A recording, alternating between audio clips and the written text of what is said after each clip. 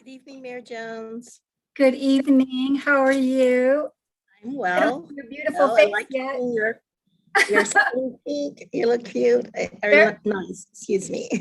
I know your voice. I need to see you. All right, that's good. Okay. Good evening, Charlene. How are you? Oh, can't hear you. Sorry about that. Great. How are you? I'm well, thank you. Such a gorgeous day. Yeah, I Maybe accepting the winds a little bit, but gorgeous day. Summer's finally coming. Isn't that technically June 21st? Mhm. Okay. But it's getting warmer. I'm coming out of hibernation. It is. I know. And I love fall season is my favorite season of the year. So I always am like, I love spring too. But then when it starts getting to be 110 degrees, maybe not so much. So.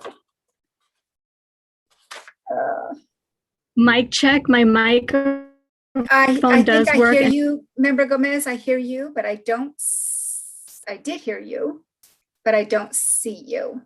You'll see me when the meeting begins. Sure.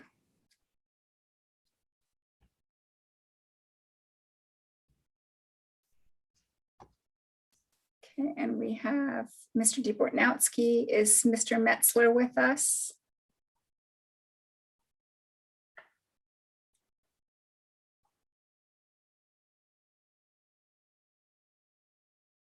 Okay, I see Captain Wickham is with us. Do we have Pastor Dane Davis with us? Pastor Dane is not on as of yet. Okay, He did confirm. okay.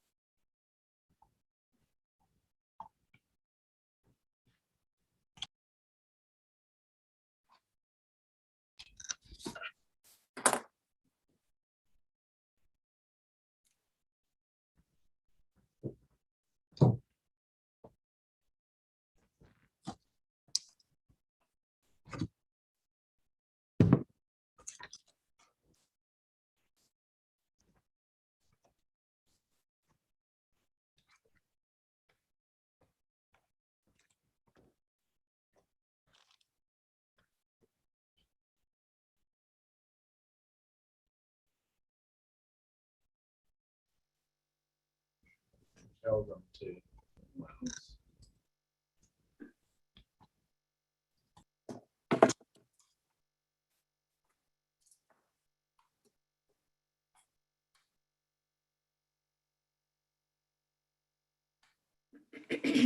Pastor Davis is on.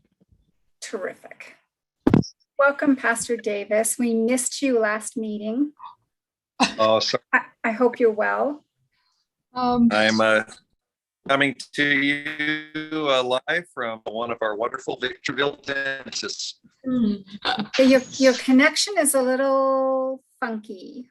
He's at Okay, the let me dentist. I'll switch rooms. I can slip out and get better reception. Hold Okay. on. Just Fun. Yeah, he's in the Is dentist he chair. not? That's He's at the classic. dentist. Love it. Yeah. Okay, that's commitment to the city. Sure is. And Keith is on as well. Thank you.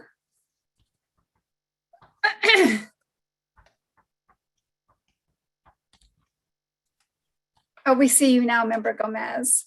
Welcome. Thank you.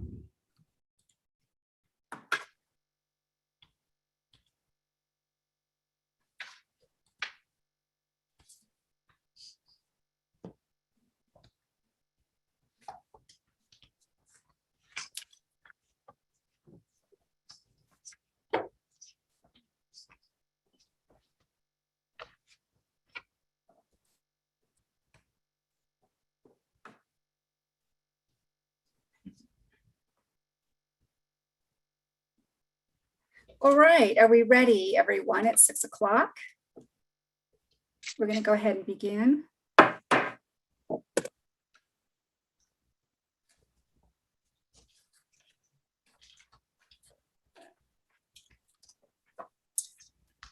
right, so good evening. Today is Tuesday, April 20th, 2021. The time is 6 p.m. The regular meeting of the following will come to order. The Victorville City Council and the same council also sitting as the Victorville Library Board of Trustees, Southern California Logistics Rail Authority, Southern California Logistics Airport Authority, successor agency to the Redevelopment Agency, the City is Housing Assets successor, Joint Powers Financing Authority, and the Victorville Water District. Madam Clerk, will you please call the roll? Councilmember Becerra, Here. Councilmember Gomez, Present. Mayor Pro Tem Irving, Present. Mayor Jones. Here. Thank you. We have a quorum. Now, Pastor Davis, are you with us? Yes, is, And were you in the dentist's office? yes, they were running a little late. Sorry about that. It's all right. That's commitment. Well, we're so glad to have you with us. So Yeah. Pastor Davis is going to lead us in the invocation, followed by the pledge to our great flag by Captain John Wickham. Pastor Davis. Thank you, Madam Mayor. The links we go to support local business. There you go. Let's pray. Heavenly Father, we thank you so much for this evening that you've given us. Lord, I thank you for my clean teeth. We thank you, Lord, for the opportunities you give us to serve our community, to serve our city. Lord, I thank you for our mayor. I thank you for each of our city council members. And Lord, all of the work that they put into leading our city. Lord, oftentimes it's a thankless job. And there are many other things they could be doing with their time and their talents and their energies, but they've chosen to sacrifice those things, Lord, for the good of our community. And we thank you for that. So be with each one tonight as they deliberate. We pray that you'd give them ears to hear and Lord, help them to put in words what's on their mind and heart to share. And Lord, we just pray that the decisions would bring honor and glory to you. Lord, as you taught us even at the start of the Lord's Prayer, we want your name to be hallowed. We want it to be honored. We want your name to be cherished, to treasured and loved. So help us, Lord, in all things to bring honor and glory to you. And Lord, to advance the betterment of our families in Victorville. In Jesus' name, amen. In Jesus' name, amen. Thank you, Pastor. Captain Wickham. Please stand and join me in the Pledge of Allegiance. I pledge allegiance to the flag Flag. of the the United United States of America, And to public for which it stands, one one nation, name. under God, indivisible, with liberty and justice for all.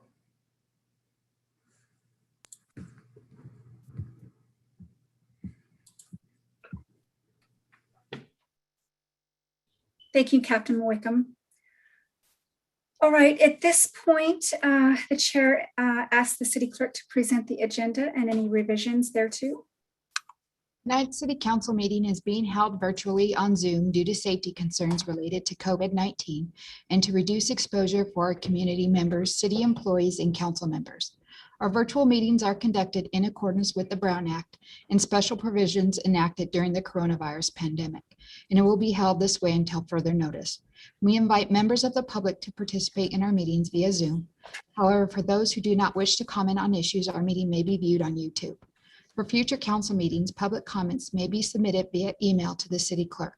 Submissions must be received no later than 4 p.m. the day of our city council meeting. Thank you, Madam Mayor. There are no revisions. Thank you. We do have an addendum item this evening, and that will be held, that will be taken up directly after item 15 on the agenda. All right, at this time, the chair asks for any declarations of conflict of interest by council members. Are there any? Okay, seeing no movement toward that, we're going to go ahead and move on.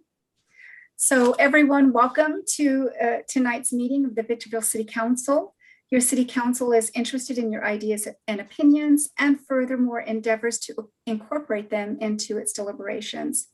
At the same time, the council must be able to carry out its business in an organized and efficient manner, free from material disruption. Therefore, this meeting will be administered in accordance with the council's established policies and procedures and Government Code Section 54957.9. Open meeting laws do not confer any privilege or protection for expression beyond that otherwise provided by law, nor do they permit council members to engage in dialogue during the public comment periods. All testimony is to be directed solely to the council. Individuals may speak to issues not posted on the agenda during the public comments section at the start of the regular session, providing those issues are within the subject matter jurisdiction of the city. Individual speakers may address the council once per public comment period and once per each appeal and public hearing item for up to 3 minutes. When comments are invited, please click the raise your hand feature located on the Zoom screen. Individuals will be unmuted, called on by name, then recognized by the presiding officer. The speaker will state the item number that will be addressed or that the subject is a non-agendized matter. Speakers are requested to comment as briefly as the subject permits. The presiding officer may decrease the time allowed for public presentation depending on a variety of factors, including the number of persons wishing to be heard.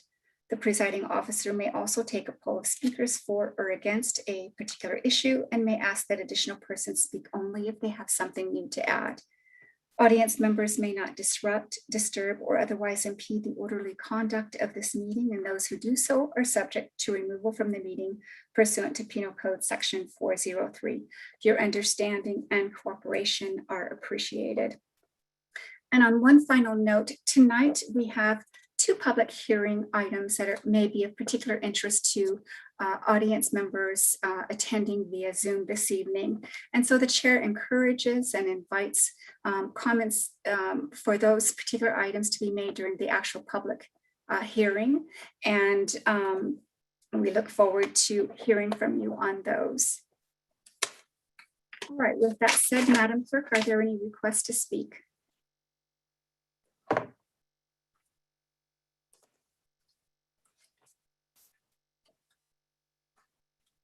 Our first speaker is Miguel Soto Jr. Thank you. Welcome, Mr. Soto. And just as confirmation, we did receive your letter. Good evening and awesome. I'm glad to hear that. Yes. On the city council meeting of April 6, 2021, I had brought up the lack of efforts made to address mental health, education, and the COVID response. The following day, April 7th, 2021, I received an anonymous text answering the questions and concerns I expressed. In conclusion, it was expressed to me that the city does not receive funding and is not responsible for mental health services. It was also expressed that a lot of funding is not received to the county of San Bernardino. Therefore, it is difficult for the city to address its own mental health service needs. On April 7th, 2021, today, I sent a letter of recommendation to the city of Victorville to look into a possible presentation of the challenges and actions needed to establish a Department of Public Health in the city of Victorville. It is of great interest for the city and residents to have options to address homelessness, addiction and substance abuse, and family and child services. The city of Victorville, with the right approach, could be a leader for well-being and health for residents. It is important for the public to be aware of the benefits and challenges for establishing a Department of Public Health. More contributing members will increase economic and social development, as healthy individuals are productive individuals, and productive individuals are contributing members of a community. Therefore, the City Council should set an agenda to discuss a possible presentation of benefits and challenges of establishing a public health department in the city of Victorville. Thank you. Thank you, Mr. Soto. Much appreciated, Madam Clerk. The next speaker is Romero Rodriguez. Good evening, Mr. Rodriguez. Welcome. Hello, Yes, Can good you- evening. Welcome.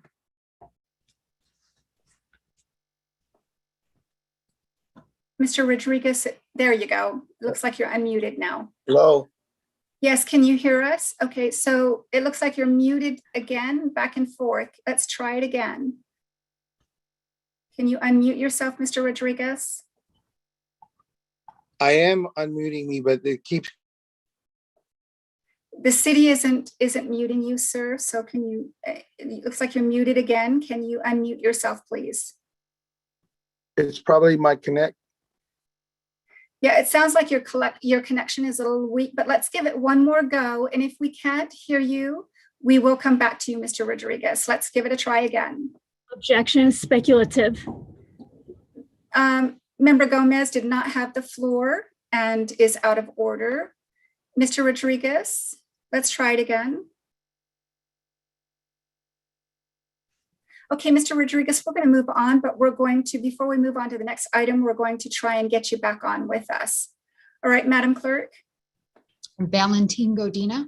Mr. Godina, welcome.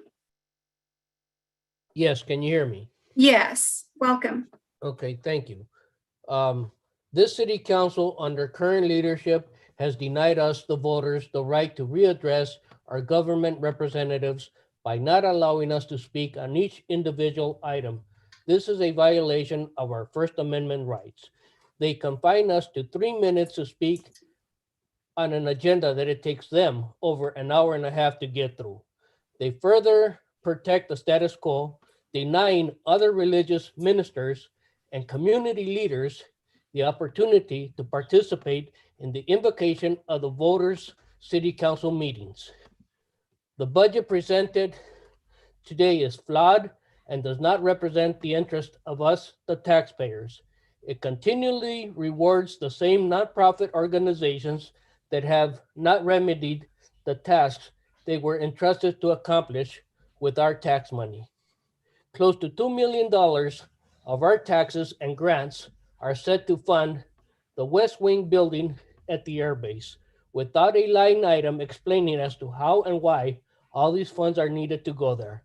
Over $500,000 are budgeted to the warming shelter that supposedly closed last year, and only $7,000 for the People's Library represented by this city council on our behalf, and no money budgeted for street cleaning. This is what this city council thinks of us, the residents, voters of Victorville and their children.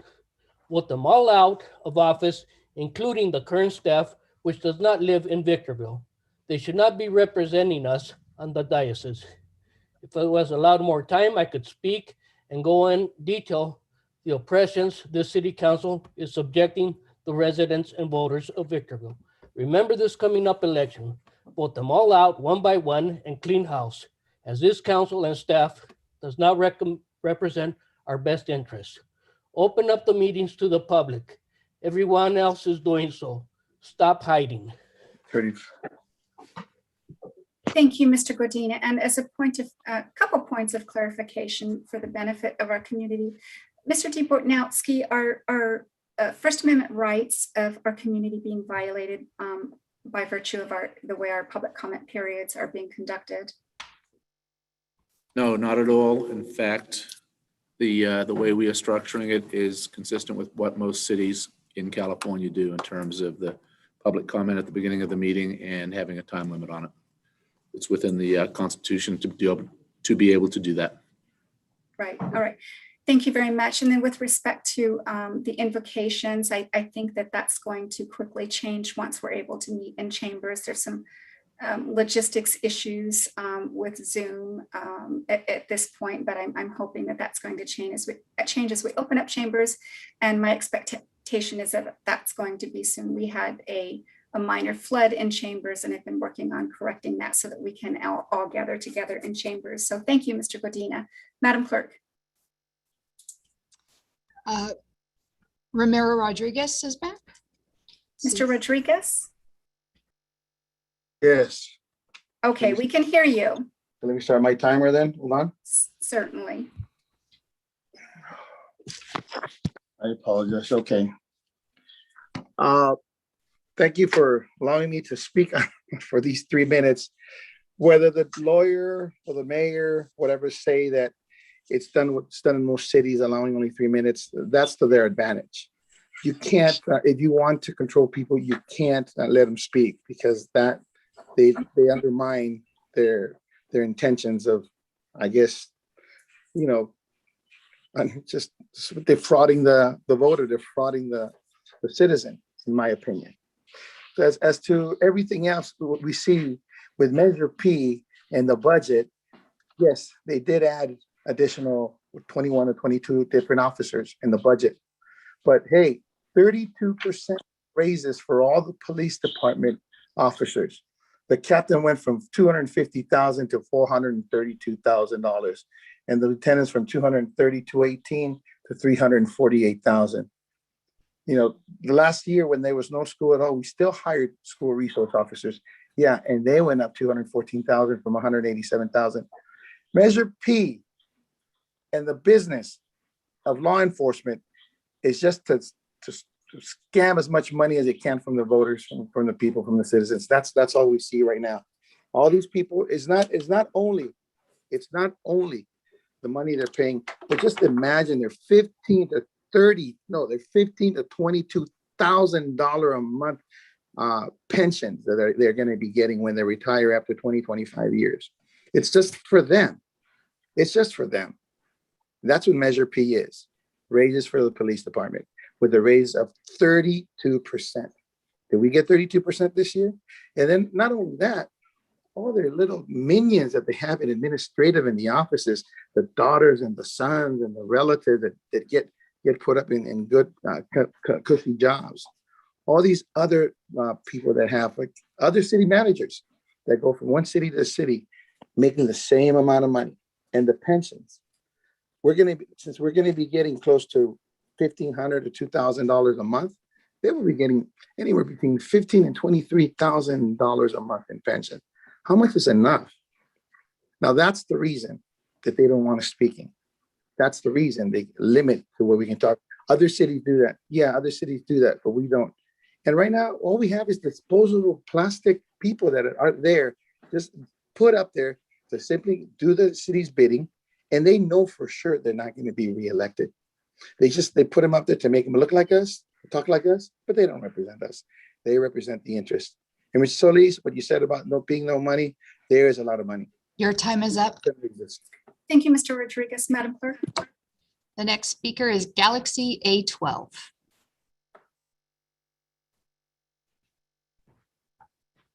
Good evening, Madam Mayor. Can you hear me? Yes. Welcome. Thank you. One moment, please.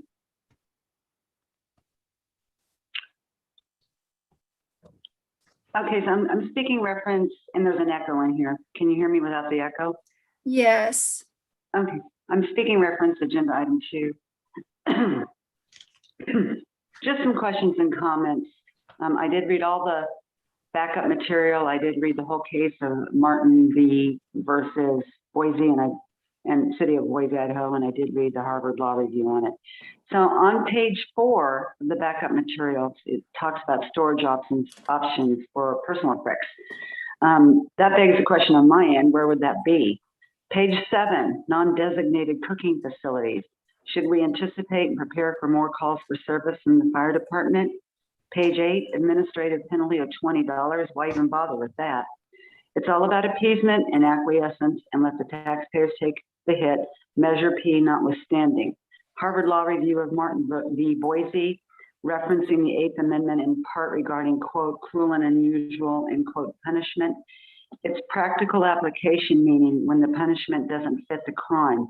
It's a federal law mostly for criminal prosecutions, not civil proceedings. Overall, upon review of the backup materials, it appears the city would be implementing this ordinance in compliance with Martin v. Boise. It appears that the city can restrict or loosen the parameters of this law according to its needs. That's all I have, Madam Mayor and Council. Thank you, Ms. Martin. Madam Clerk. Thank you. Deanne Hudgens. Good evening, Ms. Hudgens. Good evening, Mayor and City Council.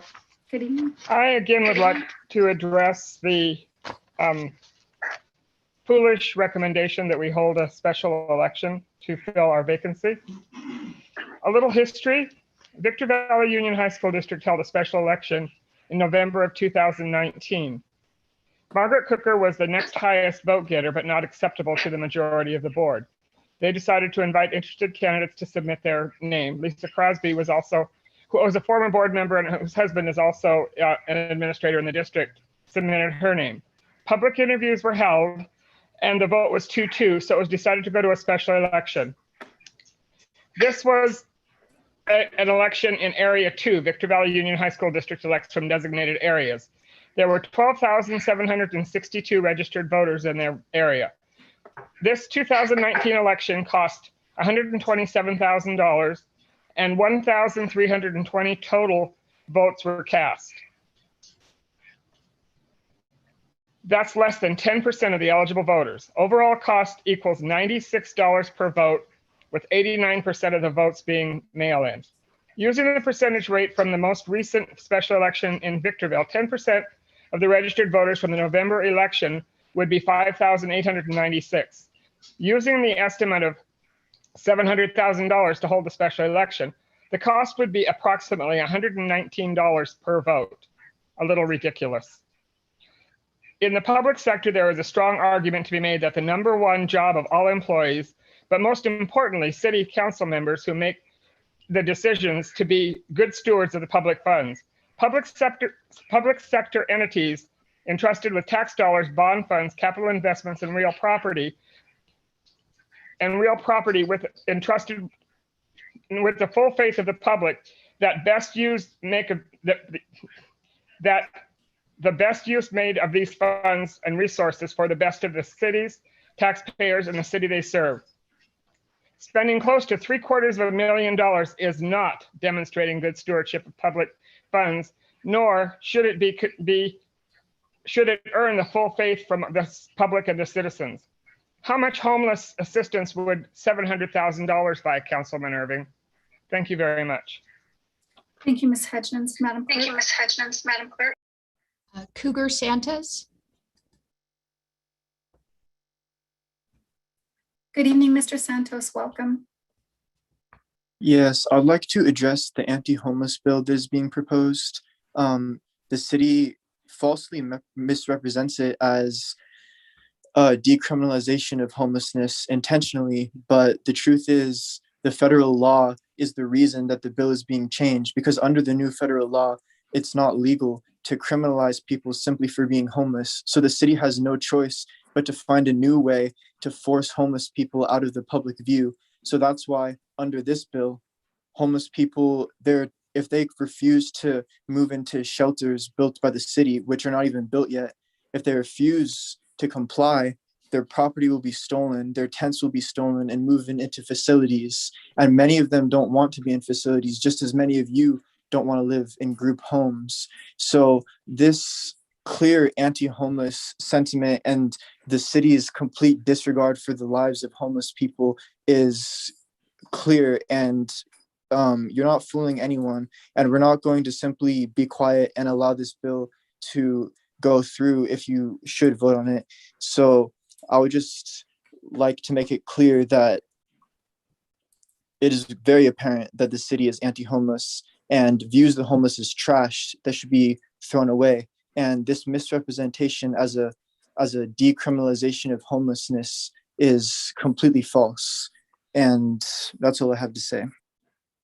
Thank you, Mr. Santos. Madam Clerk. There are no more speakers. Thank you. So the public comment period is now closed. All right, we're going to move on to public hearings. That's our first business in order. And we're going to begin with item number 1, the approval request of the draft fiscal year 2021-2022 Department of Housing and Urban Development Annual Action Plan, allocating federal community development block grant and home investment partnership program funds, and required public hearing for a second amendment to the fiscal year 2019-2020 annual action plan to disperse additional community development block grant coronavirus funds allocated to the city of Victorville in conjunction with the Coronavirus Aid, Relief, and Economic Security Act. Mr. Metzler. Thank you, Madam Mayor and members of the council. This item is an item that we deal with on an annual basis. And first, I need to thank Councilmember Becerra and Mayor Jones for actually serving in the leadership role in helping actually review the applications and come forward with the recommendations that you have here tonight. But this is really the culmination of a process that started back in December. So it's something that takes quite a bit of time from beginning to where we are today, to ultimately getting the appropriation in the budget and making these funds available July 1st. But with that, we started back in December with, of course, the appointments of the members representing the CDBG committee. But then we also started the solicitation process where we reach out publicly to our community and ask for applications to be submitted to be considered as a part of this award of funds. There's an extensive screening process that's undertaken by staff, working with the committee then to bring forward these recommendations. This item before you tonight is dealing with grant funding in the order of about $3.2 million. Approximately 1.9 million of that is our entitlement CDBG money that we get very typically on an annual basis. Because we're in a unique period of time. This last year, there was funds issued through CDBG related to the COVID pandemic, and there was about $700,000 made available for that. And then, of course, there was about $560,000 identified as to be reallocated as a part of this aggregate award. So with that, the item is before you. The recommended funding levels are detailed in the staff report. The technical expert on this particular item is Mr. Scott Webb, who's your city planner. He's the author of the item to answer any more specific questions you might have. Thank you, Mr. Metzger. Madam Clerk, will you please read the recommendation? That the City Council conduct a public hearing to receive citizen, public, and agency comments regarding the draft fiscal year 2021 through 2022 annual action plan and proposed amendments to the fiscal year 2019-2020 annual action plan. Approve resolution number 21-024, adopting the 21-22 annual action plan as presented for submittal to HUD, which contains the funding recommendations made by the Community Planning and Development Grant Subcommittee. Approve resolution number 21-025, adopting the proposed amendment to the 2019-2020 annual action plan and amending the fiscal year 2020-2021 annual budget to accept $717,254 in CDBG CV funding in response to and recovery from the COVID-19 pandemic for programs such as community outreach, small business outreach, emergency homeless measures, and associated administration, and authorize the city manager to execute all necessary documents for submittal to HUD. Thank you, Madam Clerk. All right, now we're going to open this up to technical questions for clarification. And we'll begin with Member Gomez. Yes. How far in advance does the city know that this item will be placed ahead of time?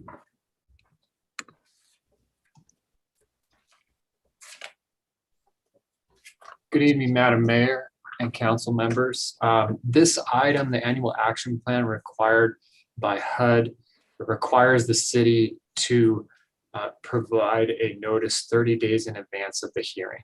At that point, 30 days before the hearing, the annual action plan is posted on our city website for public review. And after 5 years, how many attempts has the city enabled a receive and file report for accountability and transparency of the action plan besides the HUD mandate regulations pursuant to section 24 CFR part 91? I'm not aware of any finding related to our noticing. Okay, so basically what I was asking is, besides HUD telling us what we need to do, if the city took its own initiation to bring it forth sooner to have accountability and transparency for the public, but I appreciate your response. My next question is, what records evidence the city enacting in subsistent payments provided to which households that were directly affected by COVID-19 for homeless prevention? And is there a percentage and a qualified checklist of requirements for the appropriations of the payments? Member Gomez, I'm not sure. I'm not sure I understood the question. Could you rephrase it? Objection, prejudice. I will repeat the question Member again. Gomez, this is not a court of law. Will you kindly yield yourself to the policies and procedures of this council? Objection, you're vague. You may not do that, Member Gomez. Will you please proceed according to the chair's directives? So I will continue and I'll ask the question again. My question is, has the city compromised? What records evidence the city enacting and subsistent payments provided to which households that were directly affected by COVID-19 for homeless prevention? And is there a percentage and a qualified checklist of requirements for the appropriations of the payments? For those that don't understand my question, it's derived right from the reporting. Mr. Webb. Yes, thank you. The city actually does not pay any direct payments to any households through CDBG funds. Through the nonprofits, we track what responses are filed. If we fund a subrecipient, so that nonprofit would then engage with the public that needs the assistance. Let's say it's for utility assistance. That documentation would then be provided to the city, and then HUD would reimburse that cost. Okay, so verbatim, I took those words and asked them, turn them around as a question, because the way it reads is the city of Victorville somehow does do payments. So that was my understanding. So that's why I reframed the question as to how I found that to be. So the next question is, has the city compromised the annual monitoring? And if so, how has the public health rules and regulations these last few weeks allowed for federal and ensured compliance by enacting the mask and the 6 feet social distancing? Is there in the near future a plan? Member Gomez, this is not directly related to approving the CDBG funds to agencies, so you'll please move forward. Objection, foundation. You may not. This is not a court of law. Please move on. Objection, you're being vague. I can ask Member Gomez, you will yield yourself to the council policies and procedures. Please move on. Objection, you're being unfair. Councilmember Gomez, move on, or the chair will remove your recognition. My time. You're wasting my time. Thank you're you, not Member giving. Gomez. The chair removes recognition. Will the clerk kindly stop the clock? Councilmember Gomez has been advised several times to yield herself to the policies and procedures established by this city council. This is not a court of law. She is given to the directives of the chair and will yield herself to them. The council member has one more opportunity to bring herself to order, or the chair will remove recognition and mute her until such time that she's needed to be part of this discussion again. Madam Clerk, will you please start the clock? Member Gomez, please bring yourself to order. Objection, leading the council person. Member Gomez, the chair removes recognition. The member no longer has the floor, and she will suspend. So we're going to go ahead and go on to questions of clarification from Member Becerra. Yes, thank you, Madam Mayor. Mr. Webb, first of all, thank you to you and your staff for a well put together program here. Just to make sure that everybody understands. So different 501(c)(3)s and different programs out there that help various of across the city, everything from child care to foster care to Rocking Our Disabilities to sexual assault services. All of these are notified that the CDBG grants are coming available. They, by themselves, fill out their application of their needs and their wants, and they understand how they have to report for different spending of that money, correct? That is correct. Throughout the year, they're notified. They're required to go to training before they file an application. And then the contract dictates that they follow HUD procedures. Okay. And then throughout the year, I think it's every 3 months, all of the recipients of money have to file finance forms with you and your staff of where they are at in their spending of that funds, correct? That is correct. That's how HUD tracks the subrecipients. Okay. And also, like you said, some of it's used for gas and utilities and things like that, that is up to the people that are giving out the money. That's up to them to make sure they verify, get all the proper paperwork and everything like that. And then it's turned in at the end of the year for the final filing of the CDBG funds spending. That's reported throughout the year when they request reimbursements. The city would verify the information, check with HUD if necessary before any reimbursement is provided to the subrecipient. Okay. Various community outreach received money, various child sponsored received money. So again, thank you to you and your staff. Great program, well put together. Thank you very much. Nothing more, Madam Mayor. Thank you, Member Becerra. Mayor Pro Tem, any technical questions for clarification? No, I don't have any technical questions as it relates to the process. Other than there are some organizations I did not see listed that received funding, but outside of that, as it relates to the process, I don't have any technical questions. Thank you. Thank you, Mayor Pro Tem. And the chair has none. At this point, the chair opens the public hearing and invites public testimony. Madam Clerk, are there any requests to speak? Yes, the first speaker is Valentin Godina. Yes. Good evening, Mr. Godina. Good evening. Why was this item not noted as an item for the public to speak on? Why are we hiding these moments of availability for the public to speak? And is this money, public money that is paid for through government grants by taxpayers? If so, why is that money going directly to nonprofits instead of directly to the taxpayers who pay these taxes? Some of these preferred nonprofits that you list and give these funds to have political ties to some of these council members who seek re-election, and that is totally unfair to us, the taxpayers, and us, the public, who need these assistance from COVID that was promised to us for our businesses and our families. Can you explain why you're doing this? Will you? Do you have the courage to do so?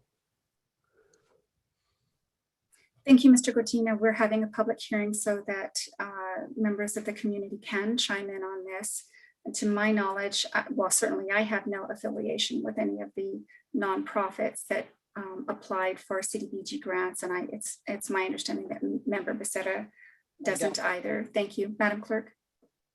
There are no more speakers. Thank you. That said, the public hearing is now closed. The chair brings this item back to the council and invites a motion. As a public member. Is Member Gomez, that's not available to you. We have already had our public comment period. Actually, though, I think that you can speak as a member of the public on the hearing item. So please do so as a member of the public. Yes, so I'm Councilwoman Blanca Gomez, speaking as a member of the public for the record, and let the government record reflect that this public hearing has not been held with the regards of the state of constitutional laws that we must adhere to.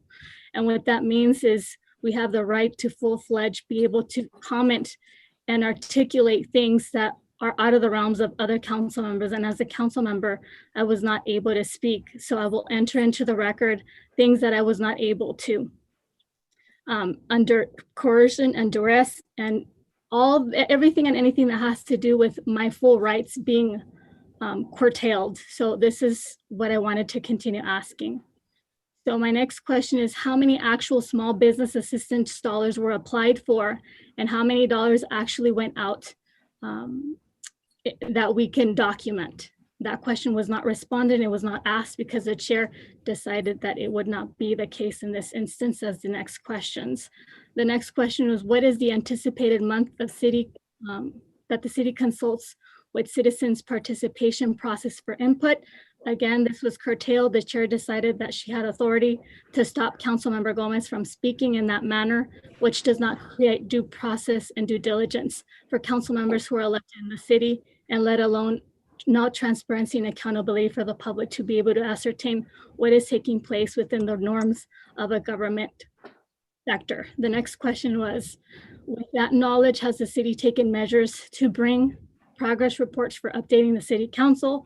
That again was curtailed and was not allowed for transparency and accountability sake for an elected member of that facility to be able to facilitate the understanding for the rest of our communities, deeming this hearing, again, not able to render the full aspect of our rights to be able to ask whether we're outside of the chair of an election or within the chairs of an election, which was curtailed.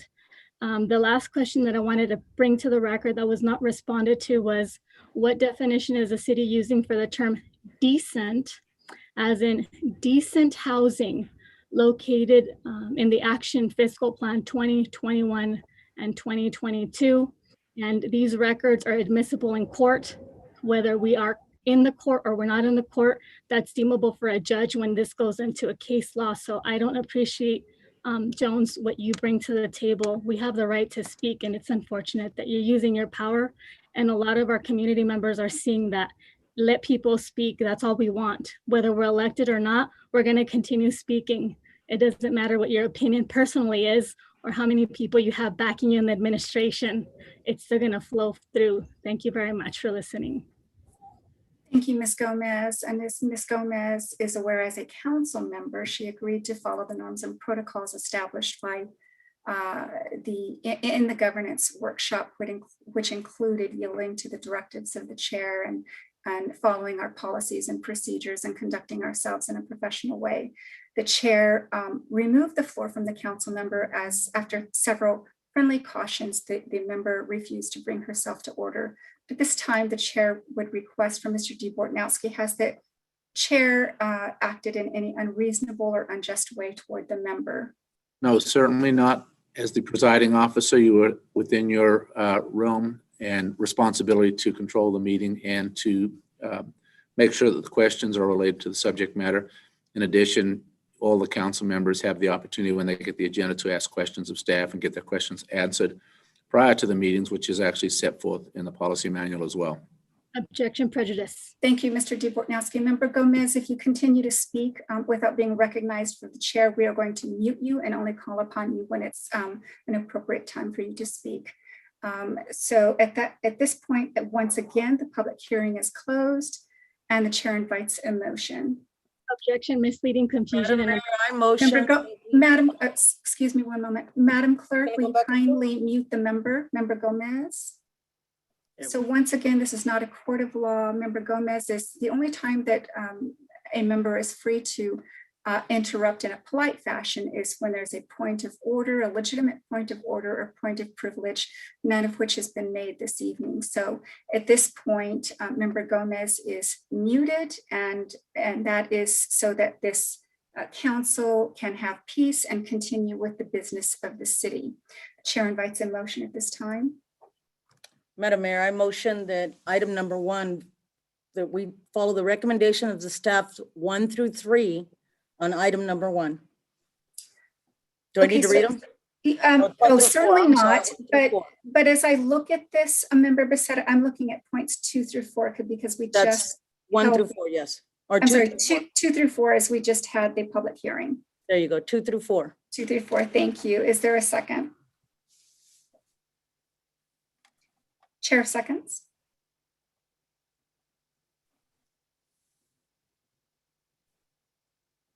All right, now we're going to get into discussion on the pending motion, beginning with Member Becerra. She's the maker of the motion. I read it itself, it's very understanding. Again, like I said, Mr. Webb put together a very comprehensive report, so no other comments. Thank you. Thank you. Member Gomez, would you like to comment on the pending motion? Madam Clerk, will you kindly unmute the member? Member is unmuted. Madam Mayor, just point of order, Yes. of clarification. When a council member speaks as a member of the public in the public hearing.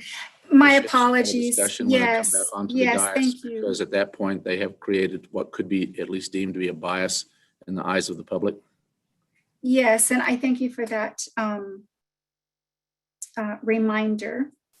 So Member Gomez is precluded from commenting on the pending motion because she chose to speak as a member of the public. So now we're going to go to Mayor Pro Tem Irving. Any comments on the pending motion? No comments, thank you. Thank you. And the chair has none and invites a motion, Madam Clerk. The discussion period is closed, by the way, and the chair invites the clerk to take the vote, please. I have a motion by Councilmember Becerra, seconded by Mayor Jones. Roll call vote, Councilmember Becerra, Aye. Councilmember Gomez, Nay. Mayor Pro Tem Irving, Aye. Mayor Jones. Aye. Motion passes with Councilmember Gomez voting no. Thank you. So the council has just taken action in accordance with the recommendations set out on the agenda, specifically points 2 through 4. Now going to move on to public hearing item number 2, consideration of proposed ordinance 2417 regarding the regulation of camping and storage of personal property in public areas and amending in part chapter 13.27 of the Victorville Municipal Code. Mr. Metzler. Thank you, Madam Mayor and members of the council. Yes, this is a public hearing item to address our current municipal code. And as it stands, the current municipal code relating to anti-camping in public places is not consistent any longer with a Ninth Circuit Court of Appeals decision, commonly referenced as Martin versus the city of Boise. That notwithstanding, while the code currently exists on our books, it's a code that we have not been enforcing. And in fact, we've done that intentionally as we've focused more so on the human element of trying to not only identify the homeless related concerns, but also to connect those with services and then also develop a plan for over the long term to better be positioned to address our homeless related concerns in Victorville. But with that, this item and the timing is connected to an item later in the agenda, particularly item number 10. But this item is being brought forward before you now to clean up the code and have it be more consistent with case law, effectively changing the code from being a criminally natured process to one that's much more administrative in nature, that also enables staff, particularly whether it's code enforcement or PD, to focus first on trying to make a connection with the folks that they encounter out in the field, but then also connect them with available resources. So with that, the technical authors on this particular item is your Deputy City Attorney, Ms. Michelle McCarron, and then also your code enforcement official, Mr. George Duran. They're available for any technical questions or comments you might have. Thank you, Mr. Metzler. Madam Clerk, will you please read the recommendation? That the City Council conduct the public hearing previously opened on April 6, 2021, close the public hearing and introduce ordinance number 2417 for adoption and first reading by title only, and waive for the reading in full of proposed ordinance number 2417. Thank you, Madam Clerk. All right, we're going to open this up to technical questions for clarification. We'll begin with Member Becerra. Thank you, Madam Mayor. I just have one question. I don't know if it's for George or who. The recommendation of this is the first, second reading. So this goes into effect when? It would go into effect 30 days after the second reading. So we're looking at an effect date, if all goes according to schedule, sometime in early June. Okay.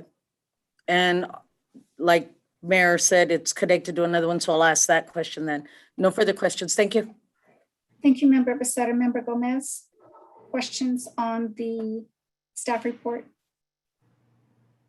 Yes. How do the national objectives coincide with benefiting the low and moderately low persons, preventing or eliminating slum or blight, and meeting an urgent need with this item? Member Gomez, I'm not exactly sure what you're talking about in terms of national standards. Are you asking about low-income individuals that are unhoused? Can you restate your? Yeah. The national objectives are as follows. The national objectives are to benefit the low and the moderately low people. It's to prevent or eliminate slum and blight. And the third one is to meet the urgent need with this item. I mean, the urgent need for homelessness. So I wanted to understand how this modification of the municipal code would adhere to what the national objectives are that we have within the con plan and the action plan. The action plan that we move forth every year annually. The national objectives is a very general term, and I'm not exactly sure what you're referring to, if you mean the Homelessness Task Force or some other organization. But what I can tell you is this is a step in the right direction because it's decriminalizing camping, which disproportionately impacts homeless individuals or unsheltered individuals. So we're eliminating that so that they don't get caught up into the criminal system, and it takes another layer, barrier, whatnot, to getting them hopefully off the streets and the services they need so that they can move on to the next part of their life. So I think it is definitely a step in line with whatever national objectives that you've mentioned. Thank you. The national objectives were part of the hearing with the first item, so I just took them from there and brought them into this aspect because I know we do them all the time. The next question is, how will this code modification aid the city in providing a suitable living environment for its residents and not otherwise? Well, again, the intent is outreach here. We're decriminalizing camping. We are putting in place an administrative procedure that's going to allow code enforcement staff and PD to make initial contact with homeless or unsheltered persons, connect with them, obtain information, see if they can connect them with the services that they might need, offer them an available space in a shelter or an individual unit. And hopefully at that point, we can move more and more people off the street, and that will remedy some of the concerns that business owners have, like what we heard at the public comment on this item last meeting. Madam Mayor, if I can, just to add to that, just to connect a little bit more, and I think this kind of does tread a little bit into item number 10, but I think it's related to this question.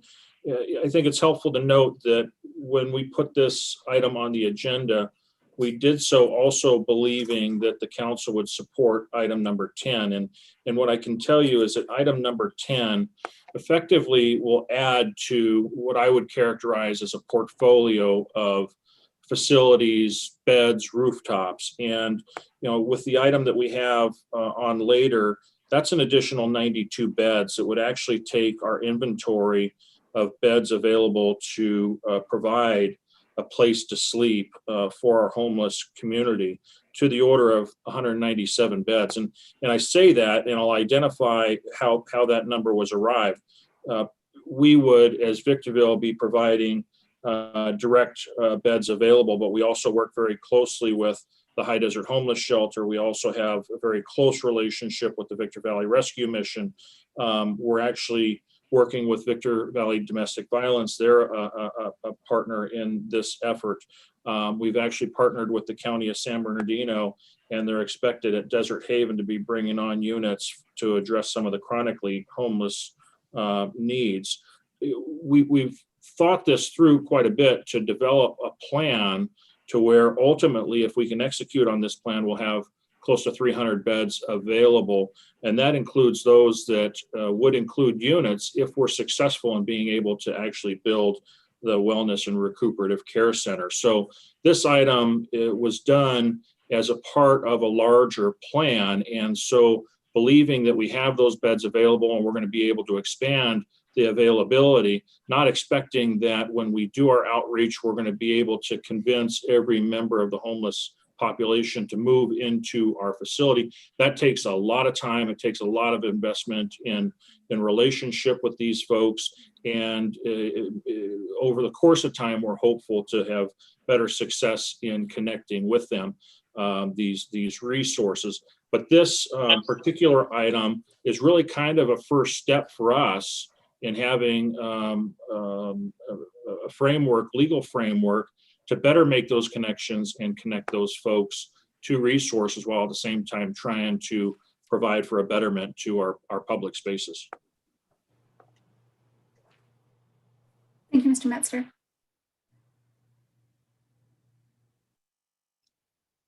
I may continue? Yes. Okay, so how will ordinance 2417 enhance the quality of life for residents? And I don't expect the same response. I'm looking for detailed minutia in this regard. Well, again, I think that's very similar to the question that you asked earlier. And the benefit of this ordinance change in conjunction with items Metzler just briefly discussed is going to help transition homeless people off the streets, get them to the services they need, keep them out of the criminal justice system, and hopefully clean up the streets or keep them clean, because we'll be offering different levels of service for different people. We'll be making contact, establishing relationships. And I think that over a long-term period will have a positive effect in the city.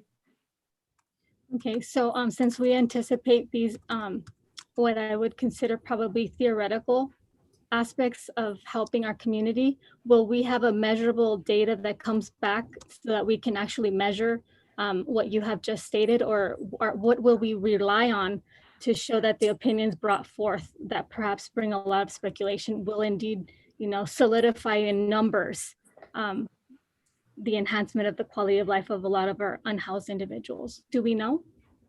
Well, right now there's about, according to the point in time count, there's about 298 unsheltered individuals within the city.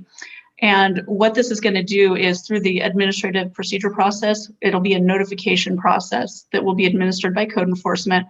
They'll make initial contact with homeless individuals. They'll be properly trained to do so, to get information from them, to issue them a notice, to take in their information, to help determine what type of services they may need, to say, hey, we have a shelter bed or shelter unit over here. What can we do to get you there? And there will be a detailed record of that information, basically, which would be in the first notification to them. And then there will be a second request or notification follow-up.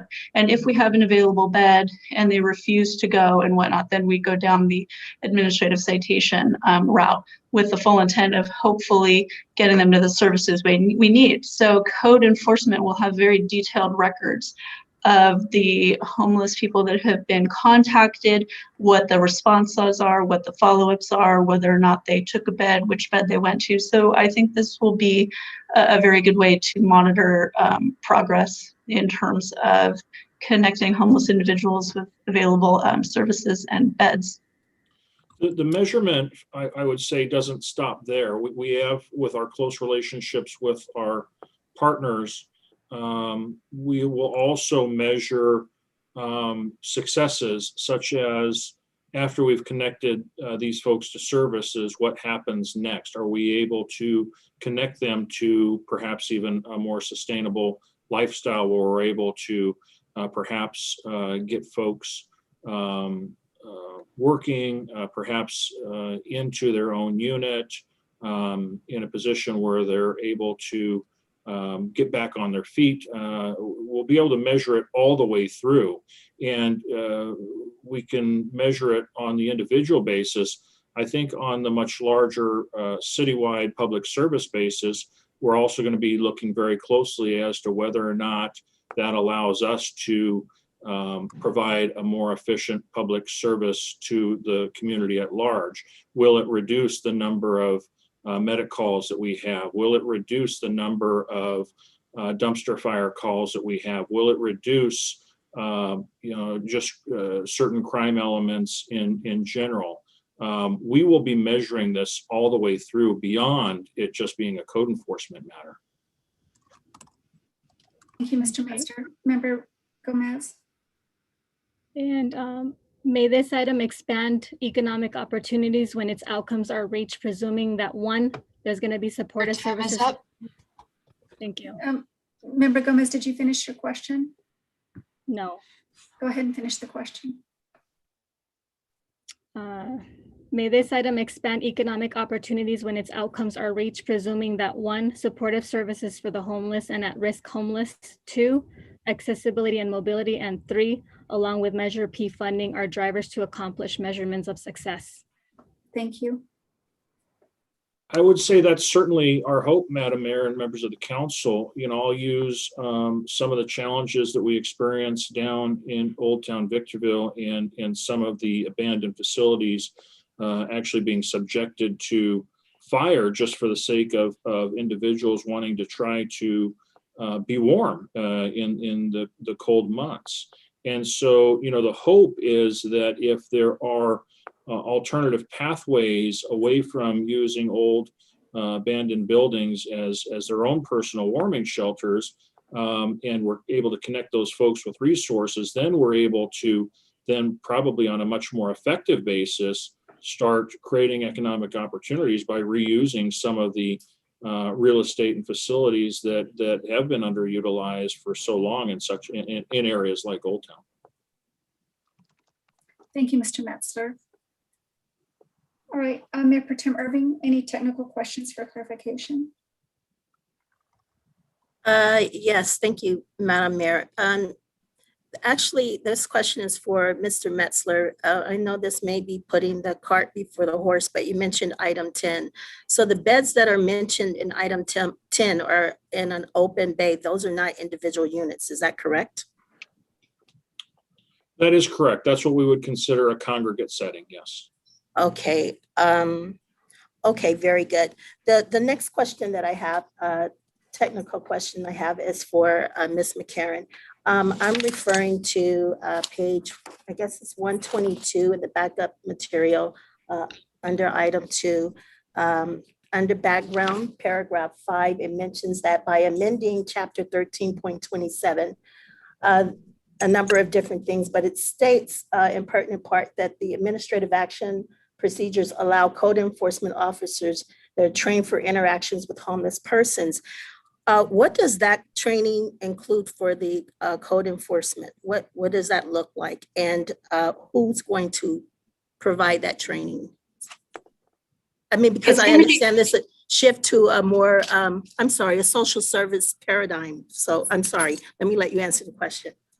No problem. Well, the San Bernardino County Sheriff's Office has a HOPE team that's specially trained, so we would probably tag along on the training that is offered to those officers. We'll also be working closely with the lead operator in item number 10 in terms of outreach and what code enforcement should be looking for and how they can go about offering services and preparing information to provide to the homeless individuals and how to best encounter their information, and then how to deal with obviously mental health crises that they may encounter when they're dealing with homeless individuals.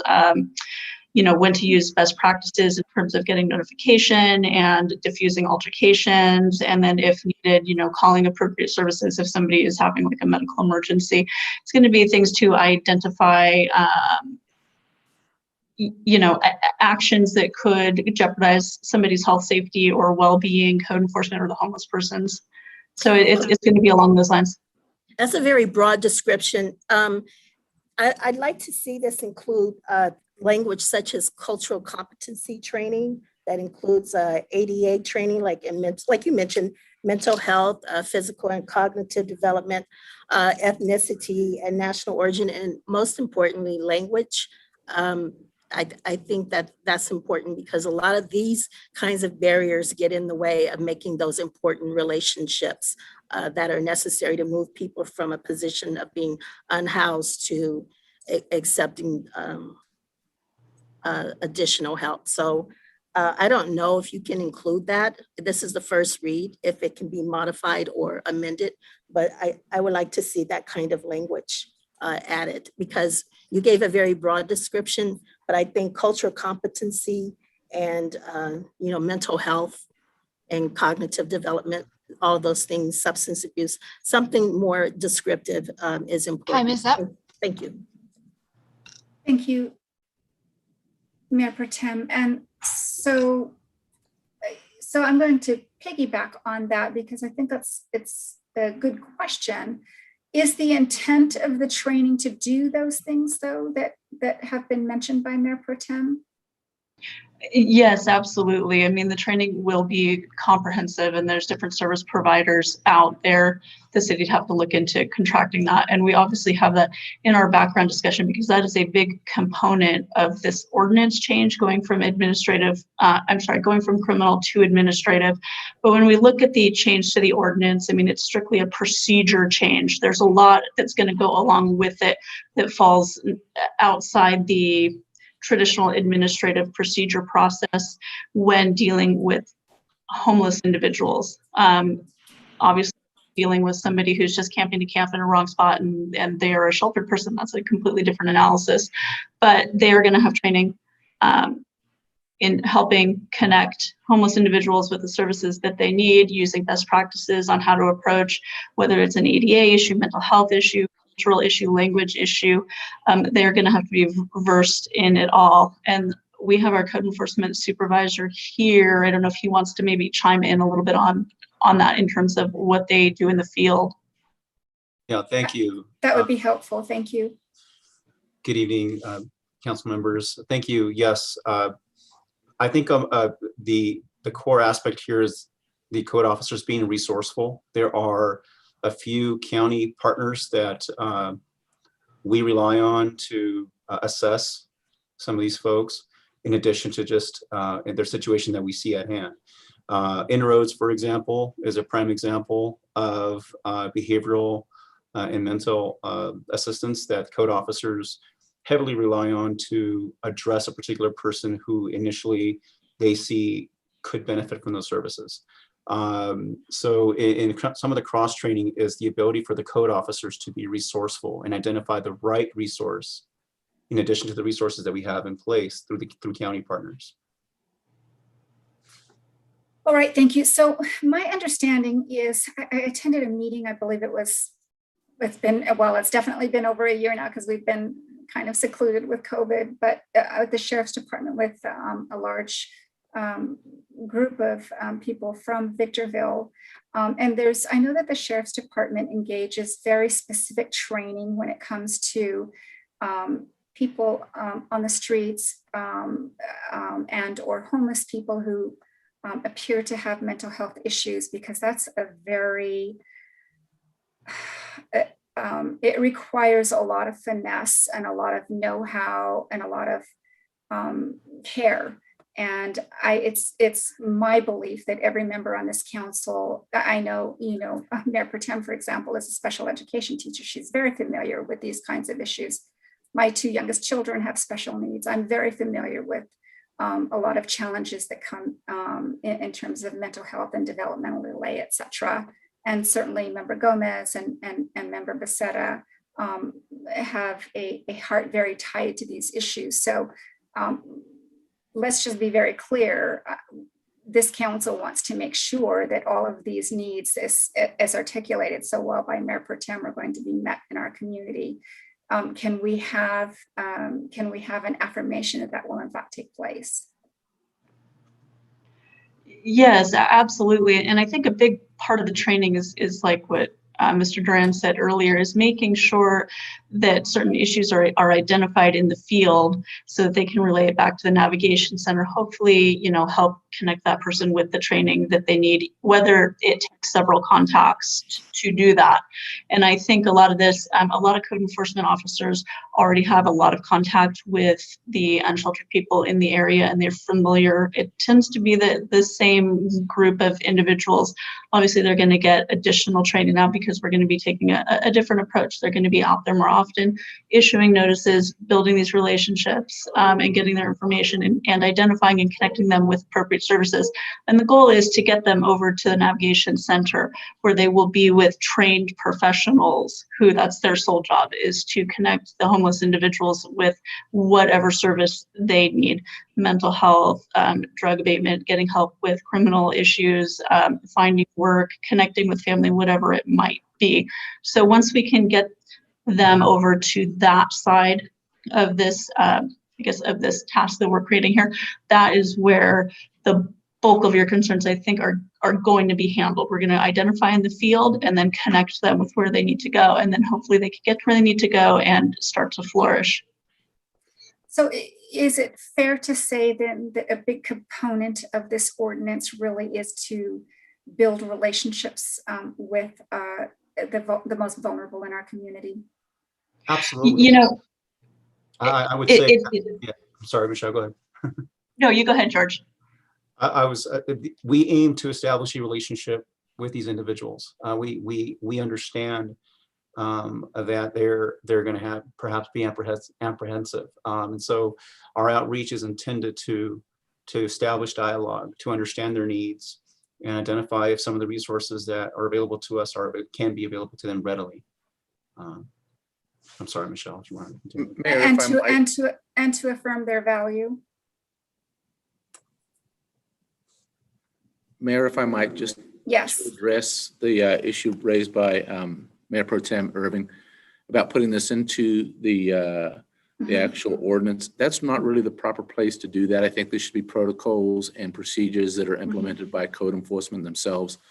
All the ordinance does is actually modify the municipal code. So it should actually go into just protocols to be implemented and used by the code enforcement. Right, and that's why I just wanted to spend some time making sure that I tease out the intent of what we're looking at here, so that when those protocols are established, that we're making sure that that the will of the council is being followed as we represent the people. Yeah, and this. All right, and go ahead. Oh, I'm just sorry. This is going to follow a completely different format than your typical administrative citation process, because the goal is to be able to make contact through our notification process so that we can establish the relationship. We have a reason to be out there and a way to get information and build relationships. So this is going to be definitely different than what we do with other types of citations issued under the administrative procedures. Okay, thank you. And so I'm going to make a quick comment that maybe ostensibly seems a little silly, but I'm going to make it anyway. You know, there's a show on TV called American Idol, and I have been watching it back and forth, and there've been a number of contestants on that show. One that is currently homeless with a child, and several others that were raised in homeless shelters. And so it really spoke to my heart, and I'm sure to many, many people, about, trying to strike that balance, right? Because, we all have value, and we want to make sure that we're providing the services that we can provide. I think wraparound is great, but also making sure that we strike a balance with the needs of the other community members, and that what's being done is not at the expense of other community members in terms of their lifestyles and so forth, whether it came through difficult circumstances and so forth. So I just want to reiterate that, I just want to make sure and affirm once again that the protocols that we establish once this ordinance passes, that we're going to make sure that we do all of those things that include relationship building, valuing people that aren't homed, and also valuing the rest of our community that are concerned with some of the things that arise from homelessness. So can I get that affirmation? Yes, absolutely. That's definitely the goal, and that's definitely the intent here. Okay, great. Thank you. That's all the chair has.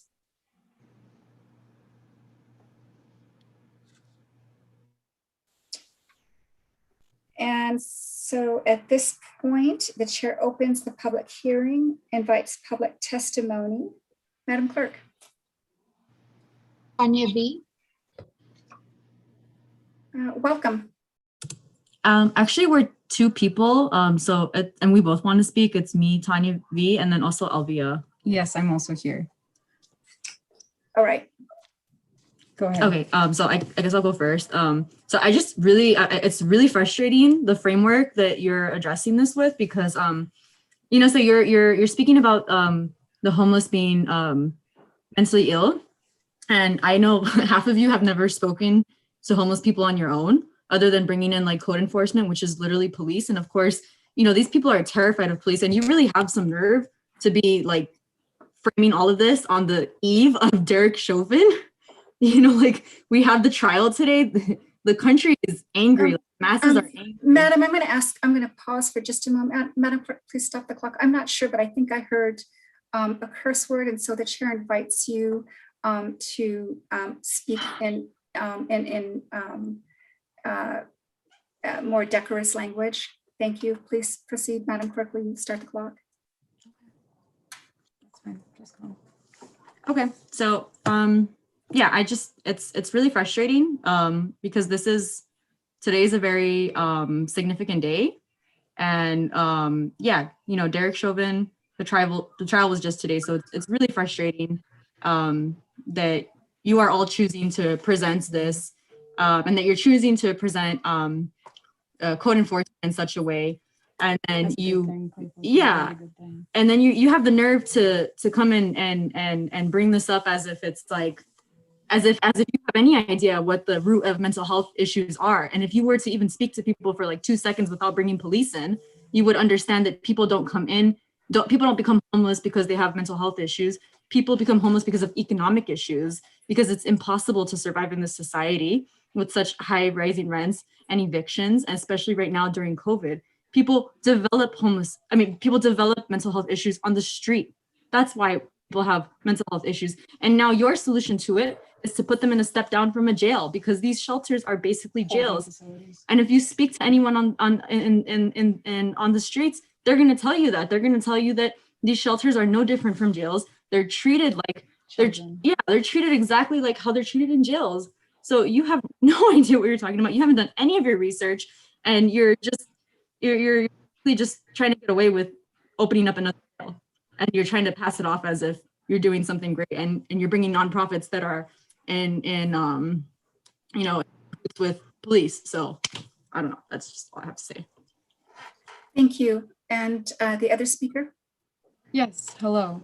I would also like to speak about the fact that, you know, hearing about the training and how it's going to be similar to the HOPE team, which are basically a sub-team of sheriffs, it's like a lion trying to file down their teeth to seem friendlier. You're creating an obstacle. If your goal is to make first contact, is to get these people to permanent housing, is to get them off their feet, economically independent, I think really you're creating an obstacle for yourself, because social workers exist. Case managers exist. Mental health professionals that are trained to do these things exist. Why are we bringing code enforcement as our excuse for contact, when the excuse for contact is that our neighbors are homeless? That is all we need in order to make contact. I don't think that we need this idea that we need to balance the carrot and the stick, because really, if someone knows that you're carrying a stick, they're not going to trust you. And so I don't think of code enforcement as an individual as friendly people that are trying to help me.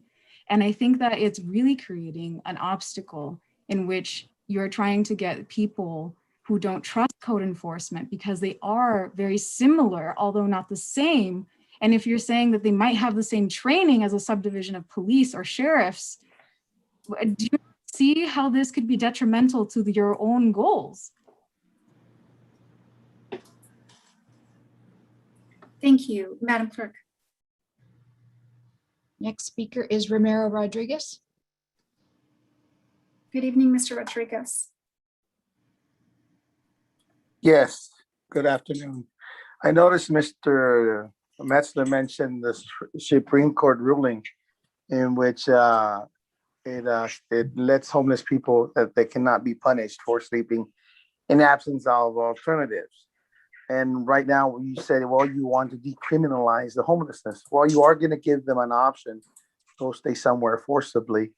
If they don't want to, then what's going to be the next step you guys are going to take? Are you going to put them in jail because they don't want to be encaged, or put in a place where they don't need to be? Some of the people, the homeless, some have mental illness, some are vagabonds, some are hobos, some just are walking around the streets. You can't really judge people into what you want them to stand for. The last meeting, I heard one of the council members say that, what are we going to do about all the homeless people that are over there? makes me nervous. We got to do something about them. Another person that spoke in public comments says that that person has to carry a knife has to carry a knife because that person is afraid of all the homeless people. So you're turning these people into something that they're really not. You're making him into a criminal. You're making him into some dark type of people that stay there. So right now, I understand it's like a catch-22. You have places to put him in there, and then you go to the number 10 where you're going to do 197 beds. But how long can they stay there? What are the alternatives? And like I keep saying, it's just you keep villainizing all these people. You don't know what's wrong with them. You don't know why they're there, and it's something that really it can't. You guys can't fathom, like the other person said. How can somebody making $432,000 a year understand what a homeless person is going through? It's within your reach. You can kind of think about it. You can say pretty things that we want to hear, that you want us to hear, that you want us to make believe that you understand. But how? And even everybody else is making $10,000-$15,000 a year working for the city. How can those people possibly understand the concepts and the tribulations all these people have to go through to stay in a house and the shock of having to leave the house and being homeless? You think they want to be homeless? They chose to be homeless? No, they didn't. But you will never understand. You just want to rule. You just, hey, Measure P money. Measure P money. It's just more money for you guys. That's all. You're going to use some of this Measure P money for them? What, $50? Maybe $60? Thank you.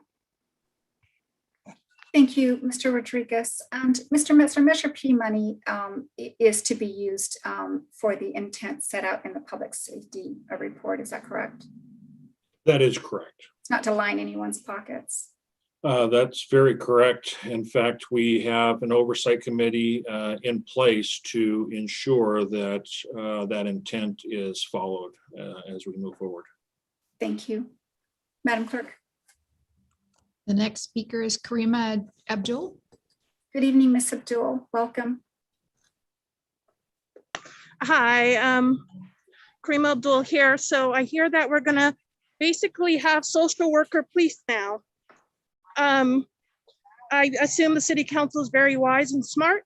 So if they wanted those services, they would hire the experts, people who've been doing it for 10 years, social workers, mental health counselors, and so on. If you don't want those services, you would go somewhere else. Sorry, I'm not online. Excuse me. So it's very obvious we don't want those sort of services. We're going to send people to the camps with guns, which I know for a fact we do not need. I've been there 30, 40 times without guns and things have been fine. So this is definitely an issue to pretty up, to put some dressing on an ordinance to extend control and to make homeowners happy at the expense of our most vulnerable. So I would like to stand in solidarity with the homeless, and I would like to ask a few questions. Were any homeless involved in the making of this ordinance or in the planning? Also, can't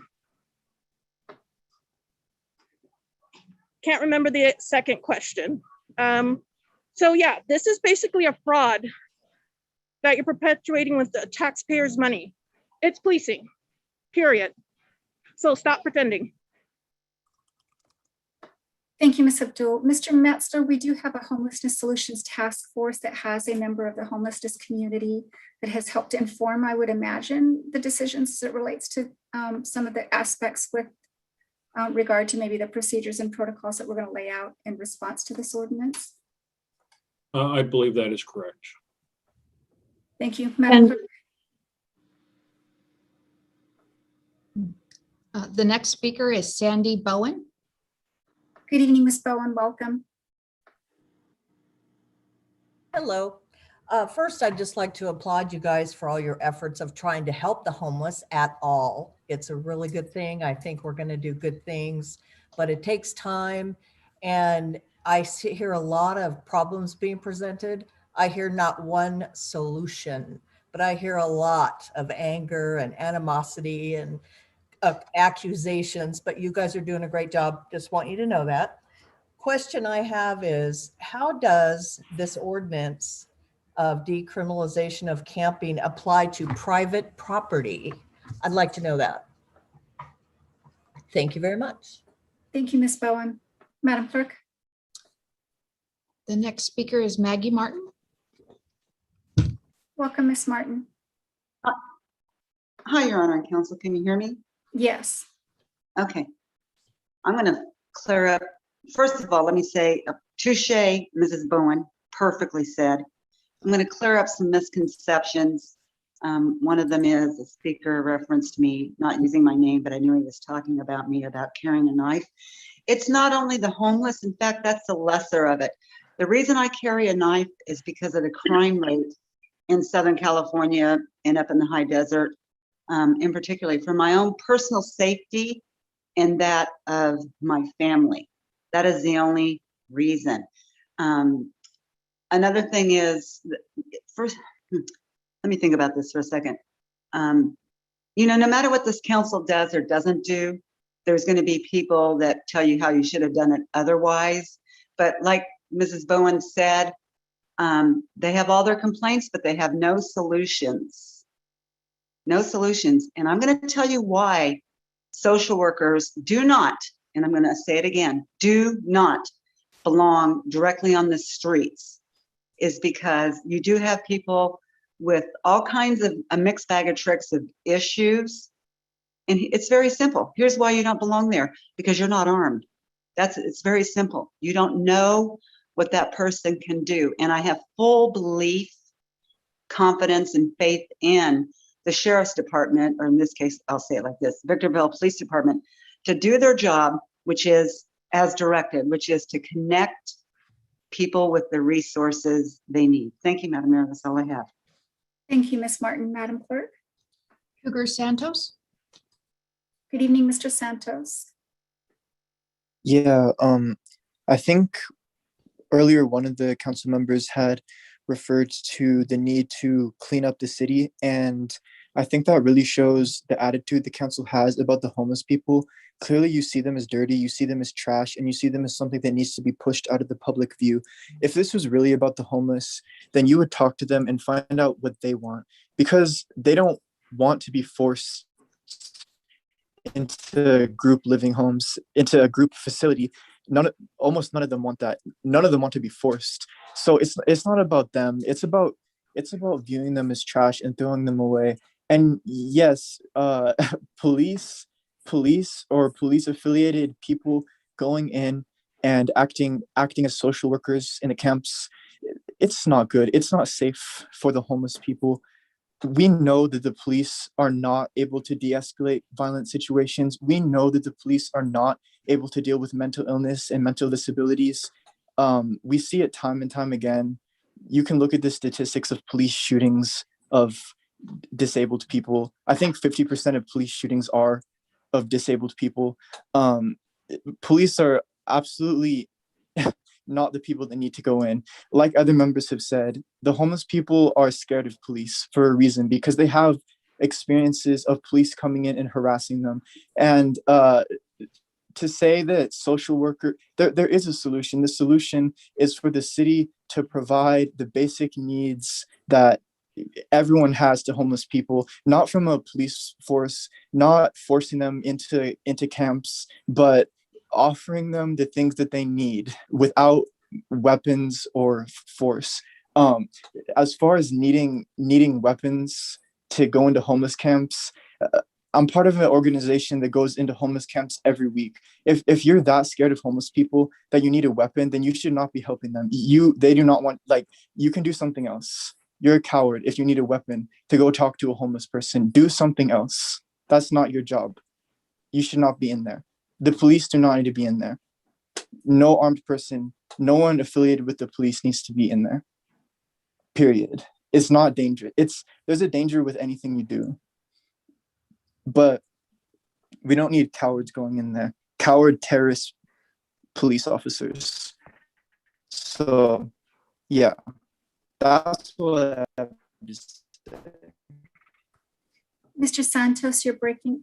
Okay, it looks like you just muted yourself. So thank you very much, Mr. Santos, Madam Clerk. Janet? Good evening, Janet. Welcome.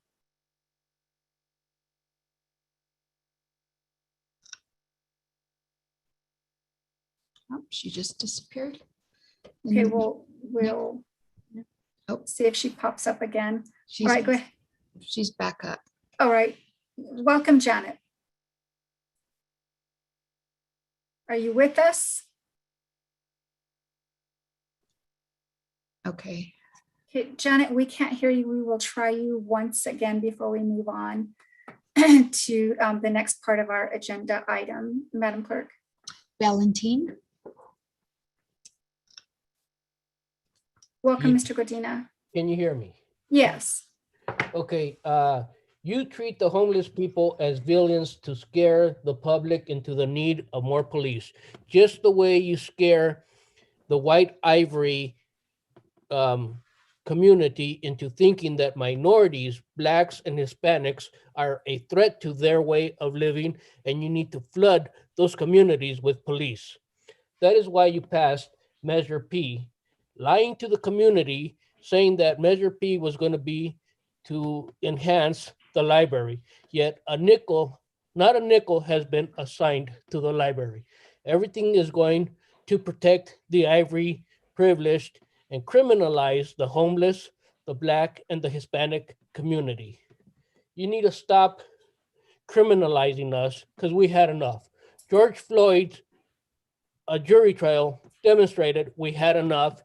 You need to start paying attention to us because we are human beings and we had enough of this.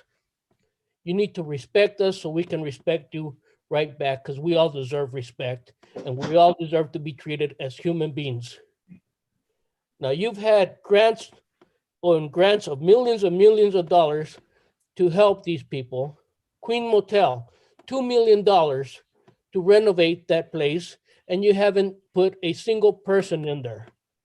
What are you doing with all this money that the government is giving you in grants? What are you doing with all our tax money that we're giving you to help these people? Give us an accountability as what are you doing, and stop sending police as a remedy. Thank you, Mr. Godina. Madam Clerk. Paul Marsh. Good evening, Mr. Marsh. Good evening, Madam Mayor, City Council. Just real quick, I mean, what's being expressed, right now is a lot of falsehoods and misrepresentations. And I have to say, there's been a myriad of shameful remarks that have been made.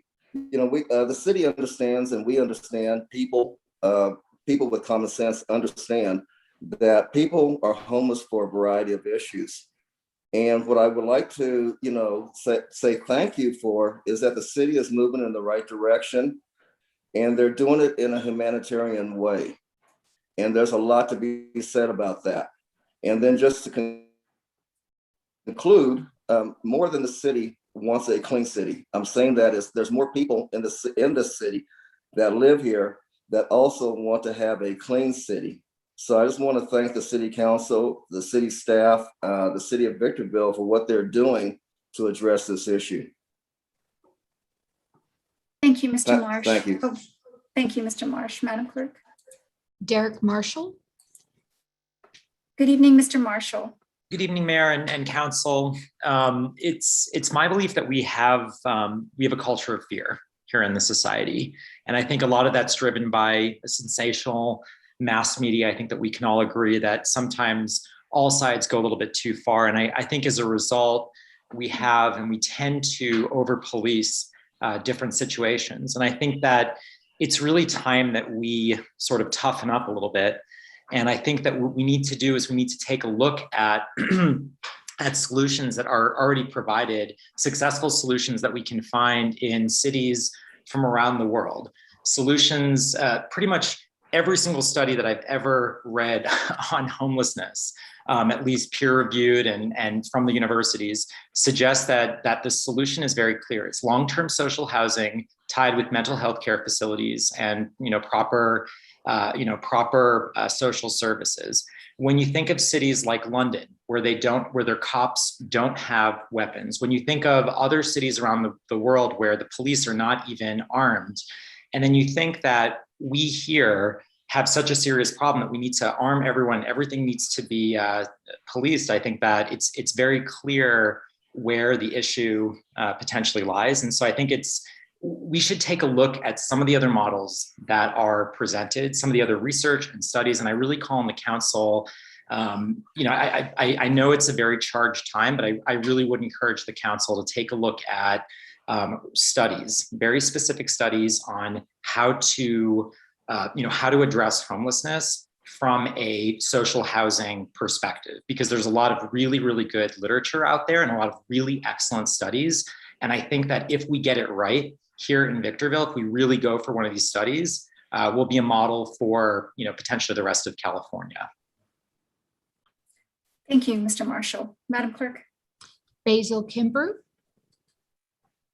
Good evening, Mr. Kimbrough. Welcome.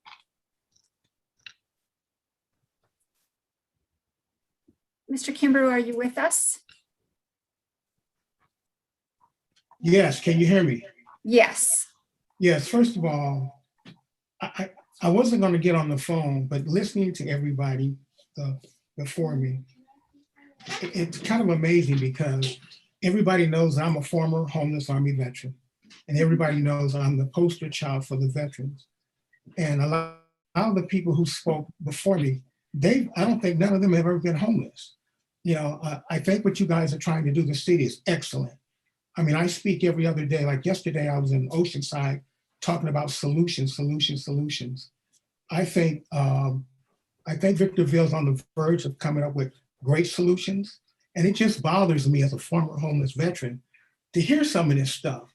None of these guys carried a bag like they used to carry. None of these people used to beg for food. It's just amazing, and it goes back to when I needed to feed some of the people in the Corona earthquake. I didn't see none of them come out there. I saw the mayor, I saw Leslie, I saw a few people from Victorville come and help me. I saw Maggie Martin, who gave us food. And so I just wanted to say, it just amazes me. And I think that they should get on board and try to help the city to come with solutions. They really need to know what being homeless is about. They need to call me or come by my house and I could give them a whole day on what it feels to be homeless, but also what it feels to have somebody like the city to help get us off the streets. And so, as I said earlier, I wasn't going to speak, but I just couldn't take it no more hearing some of these guys before me speak. They should be very appreciative of what the city was doing. Lisette and I went last week to help one of your shelters. We do it all the time. You should look at their faces. You should see the joy that they get when somebody tries to help. That's all I needed to say. I really appreciate all you guys. And, I'm sure they're going to jack me up next week, those who disagree with me, but come to my house or I tell you better yet, let me take you and let you hear some of what the homeless, how they feel about the city. What you guys are saying before me, they're wrong.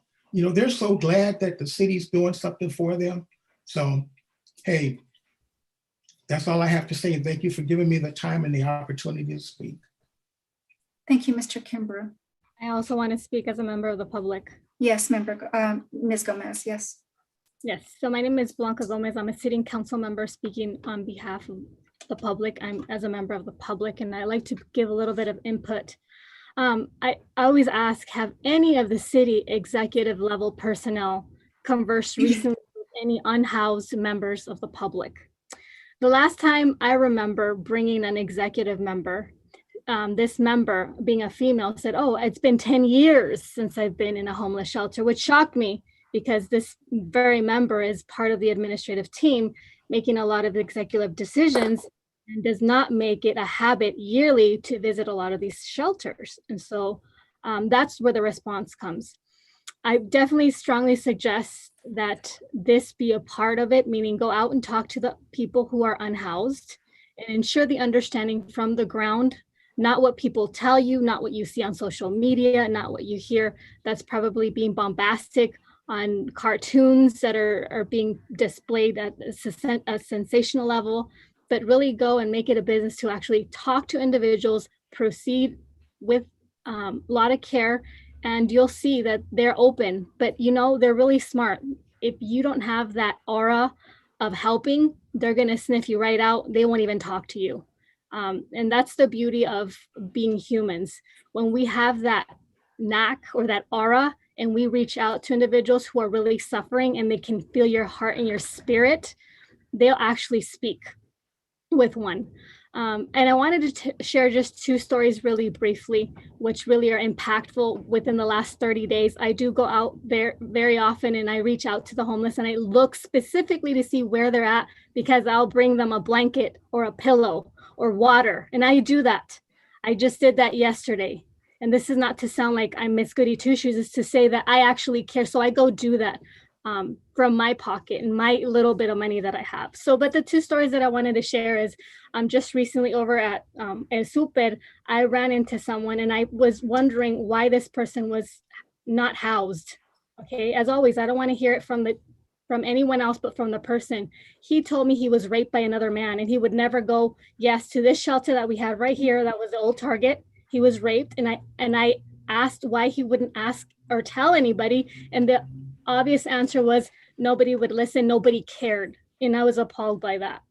The second story that I recently, someone shared with me, she's a woman. She actually went to the West Winds, which is where we're catering some dollars there. Well, this person said she would never go there again. It was really interesting how not only was she being bullied by individuals that were held within that same realm, she thought it was really awkward that there was vehicles of high level status bringing in people who supposedly were homeless and they didn't even act or behave like they were homeless. So all this to share publicly to let you know that we really need to be at the forefront, and this Your time is up. Thank you. Thank you, Ms. Gomez. So the chair has given a lot of latitude in the public comment period of this public hearing, and because I think it was a very needed conversation, and I think in some ways very helpful. So with that said, the public hearing, there were no more speakers, Madam Clerk? No. Okay, thank you. So the public hearing is now closed. Chair brings this item back to the council and asks the clerk to please read the ordinance. The title of the ordinance. Thank you. An ordinance of the City Council of the City of Victorville regarding the regulation of camping and storage of personal property in public areas and amending in part Chapter 13.27 of the Victorville Municipal Code. Thank you, Madam Clerk. At this point, the chair invites a motion to adopt staff recommendation as it relates to points 2 through 4 on the item. If any member is so inclined, please feel free to say so moved. So moved. Thank you. I have a first by member Becerra. Is there a second? Chair seconds. All right, we're now going to move into discussion on the pending motion, beginning with the maker of the motion, member Becerra. No questions, Madam Mayor. Thank you. No comments. Thank you. Member Gomez is precluded from speaking as on this motion as she elected to speak as a member of the public. That's part of our policy. Mayor Pro Tem Irving, any comments on the motion? Yes, I do have some comments. Someone mentioned we are sending armed persons into encampments. I've read through my notes and reread this, and I don't see anything where it says we're sending in armed individuals in terms of code enforcement into encampments. If I'm wrong, someone needs to clarify for me so that I'm crystal clear on it. The other thing that I heard, am I wrong about that? It's my understanding that that's incorrect, right? That's incorrect, yes. Okay, excellent. I've also heard that we should explore using a social housing perspective. In my view, that is what we're doing. We're moving toward more social housing perspective in dealing with homelessness here in Victorville. It is my belief that I do know the research shows that persons are apprehensive about going into open bays and taking up bedding in open bays. And I do realize that for some people that can be dangerous. I'm speaking from experience during Katrina. I had family members that were at the Superdome. So I do understand that. But nevertheless, I think we're moving in the right direction. And that is why I asked about the training of the code enforcement officers. I want to make sure that I at least have some input on the protocols, because I want to make sure we don't use a cookie cutter approach in dealing with people, because people are homeless for a number of reasons. And so therefore, I support this amendment in terms of decriminalizing homelessness, or decriminalizing this component of and amending the ordinance. Thank you. Thank you, Mayor Pro Tem. And so I just have a few comments as it relates to the ordinance, excuse me, and the pending motion. So we've heard lots of conversation tonight, and so much of it very helpful. I think it helps inform the council, but also a lot of incendiary language. And I just want to encourage our public that every member on this council, at least from my experience, is very tied and very connected to the homeless community. Member Becerra has worked in public works for 34 years and is very familiar with our homeless population and what can bring people into that situation. I myself have experience working with homeless individuals for many years in the past. And Member Gomez certainly, Member Tim certainly. So I think that my view of this is, as much as Mayor Pro Tem said, it really moves us forward toward doing the best we can at this moment in time to come alongside those that are homeless. And no one on this council, I know that I don't, and I don't think that anybody else does, just presumes that anyone that's homeless is mentally ill. I know people who are homeless and they aren't mentally ill. Some have fallen on very, very hard times or some extraordinary circumstance in their life. And it's not their desire to be homeless. It can be very, very difficult. And I do want to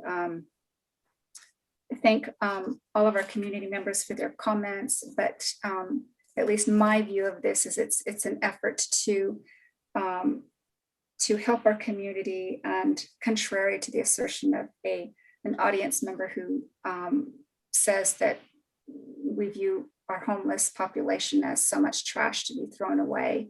That is not anything that I've ever seen or heard from any council member behind this dais. So that's all that the chair has to offer. And I now close the discussion period and invite the clerk to take the vote, please. Councilmember Becerra. Aye. Councilmember Gomez. Nay. Mayor Pro Tem Irving. Aye. Mayor Jones. Aye. Motion passes with Councilmember Gomez voting no. Thank you. So the council has just adopted the recommendation set out on the agenda as to points 2 through 4. Now going to move on to the consent calendar, items 3 through 9. Comment, sorry. I'm sorry, Member Gomez, did you say something? Yeah, for the consent calendar. Yes. I have items I like to comment and question. I don't need to pull them. All right. Go ahead. Which item numbers are you referring to? Items 5, 6, 7, and 8. Okay, so this is a time when you can briefly comment or ask for minor clarification. Please go ahead. So for 5, employee ID 2115 got paid $17,609.44. Employee ID 1635 received $13,079.87 for a 2-day period. week. What employees get paid so much money for a 2 pay period week during a pandemic crisis from tax dollars? The next one was 6. What costs were associated in the 31,000 to the League of California Cities? A brief breakdown. They got 31 grand. I don't know if that's membership for all the city. And number 7, what causes the fluctuation between months for 2020 and 2021? That's for the building division. And number 8 is the receive and file 2020 general plan annual progress report and the 2020 housing element annual progress report. My question is, what is the status on the land use element, safety element, and developing an environmental justice element? Do we have any updates on that? Those are all my questions. Thank you, Member Gomez. Mr. Metzler. Thank you, Madam Mayor and members of the council. I'll speak to the general plan update first. All that she asked for with respect to those particular elements, the updates are actually contained in the staff report. So one would just have to flip through the staff report to find those updates. As to the building division report, the fluctuations more so have to do with market factors. This is in her particular questioning, it seemed as if she was speaking to the residential permits pulled and finalized. That all has to do with construction activity out in the field, and that's largely responsive to supply and demand. I didn't quite catch the question about the commercial demand. I can generalize an answer as to the payroll warrant, and there are some particular items that stand out as perhaps appearing large in salary. However, I can tell you, especially as we've been working towards reducing the vacation accruals, and that was an issue that we've discussed connected to our audit report. A number of employees have actually all employees have been encouraged first to reduce their balances either by taking vacation or cashing out so that we don't have those negative findings on the upcoming fiscal audit. So that's likely why you're seeing some bigger numbers, and those bigger numbers would likely be a cash out to bring vacation accruals into consistency with the policy. Thank you, Mr. Metzler. All right, the chair invites a motion to adopt the recommendations set out on the consent calendar, specifically items 3 through 9. So moved. Second. Okay. So we'll give the motion to Mayor Pro Tem Irving and the second to Becerra. Works for All me. right. Okay, Madam Clerk, will you take the vote, please? Councilmember Becerra, Aye. Councilmember Gomez, Voting no on items 5 and 6. Thank you. And the remaining items, Member Gomez is a yes. And the remaining items is a yay. Thank you. Mayor Pro Tem Irving, Aye. Mayor Jones. Aye. Motion passes with Councilmember Gomez voting no on item 5 and 6. Okay, so all items have been approved and adopted according to the recommendations set out on the agenda. All right, we're going to move on to our next order of business, which is written communications, beginning with item number 10. This is the consultant professional services provider agreement and sublease agreement with Illumination Foundation to serve as the lead operator of the interim homeless shelter at the West Winds Sports Center. Mr. Metzler. Thank you, Madam Mayor and members of the council. After having conducted a fairly extensive solicitation process and trying to identify a professional service provider that can help us continue operating the shelter out at West Winds, transitioning it from the warming shelter into what I'll call an interim shelter. And I want to underscore interim because while this is to continue the existence of effectively a congregate environment, this is really a step towards eventually building out that wellness and recuperative care center, which would be individual units. So this effectively is helping serve as a bridge to getting us to those individual units that we believe can best serve our homeless population. But as we just approved the the change to our ordinance, that will provide us with the framework to start developing connections, relationships with these folks, and to the extent those folks are willing to take on residency at the West Winds homeless shelter, then we have a direct opportunity once we are successful in securing all the funding for the Wellness and Recuperative Care Center downtown to be able to transition them into a much more individualized setting.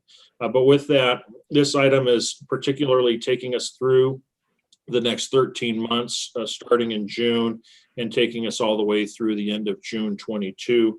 There's a mixture of funding that's been identified that can help at least keep us operable. It's my hope that this is in place for a very short period of time, such as the 13 months. There's a possibility that we come back to you perhaps this time next year and ask for an extension. And the most likely reason for that would be in the event we're not then yet successful in actually securing the funding and building out the Wellness and Recuperative Care Center. But this helps us continue with 92 beds to supplement the beds that are already available to meet the needs of our homeless population. So with that, the author on this item is your city planner, Mr. Scott Webb. He's certainly available for any more technical questions or comments you might have. Thank you. Madam Clerk, will you please read the recommendation? That the City Council, also serving as the governing board of the Southern California Logistics Airport Authority, take the following actions. Approve a consultant professional services provider agreement with Illumination Foundation for a 13-month period from June 1, 2021 through June 30th, 2022 to operate the interim homeless shelter at the West Wind Sports Center in an amount not to exceed $1,116,374.20 and adopt resolution number 21-027, authorizing a no-cost sublease of the West Wind Sports Center to Illumination Foundation to coincide with the operations of the interim homeless shelter, finding the sublease to be for the common benefit and protection of health, safety, and welfare of the city, subject to final review and non-substantive changes by the city manager and city attorney as may be necessary to effectuate the purposes set forth therein. Thank you, Madam Clerk. We're going to open this up to technical questions for clarification, beginning with Member Gomez. As to the staff report. My question is, Illumination Foundation, I read a little bit more on it. How many of the 316 employees that they have of those 316 employees will be collaborating with the West Wind Services with volunteers and prospective temporarily housed individuals?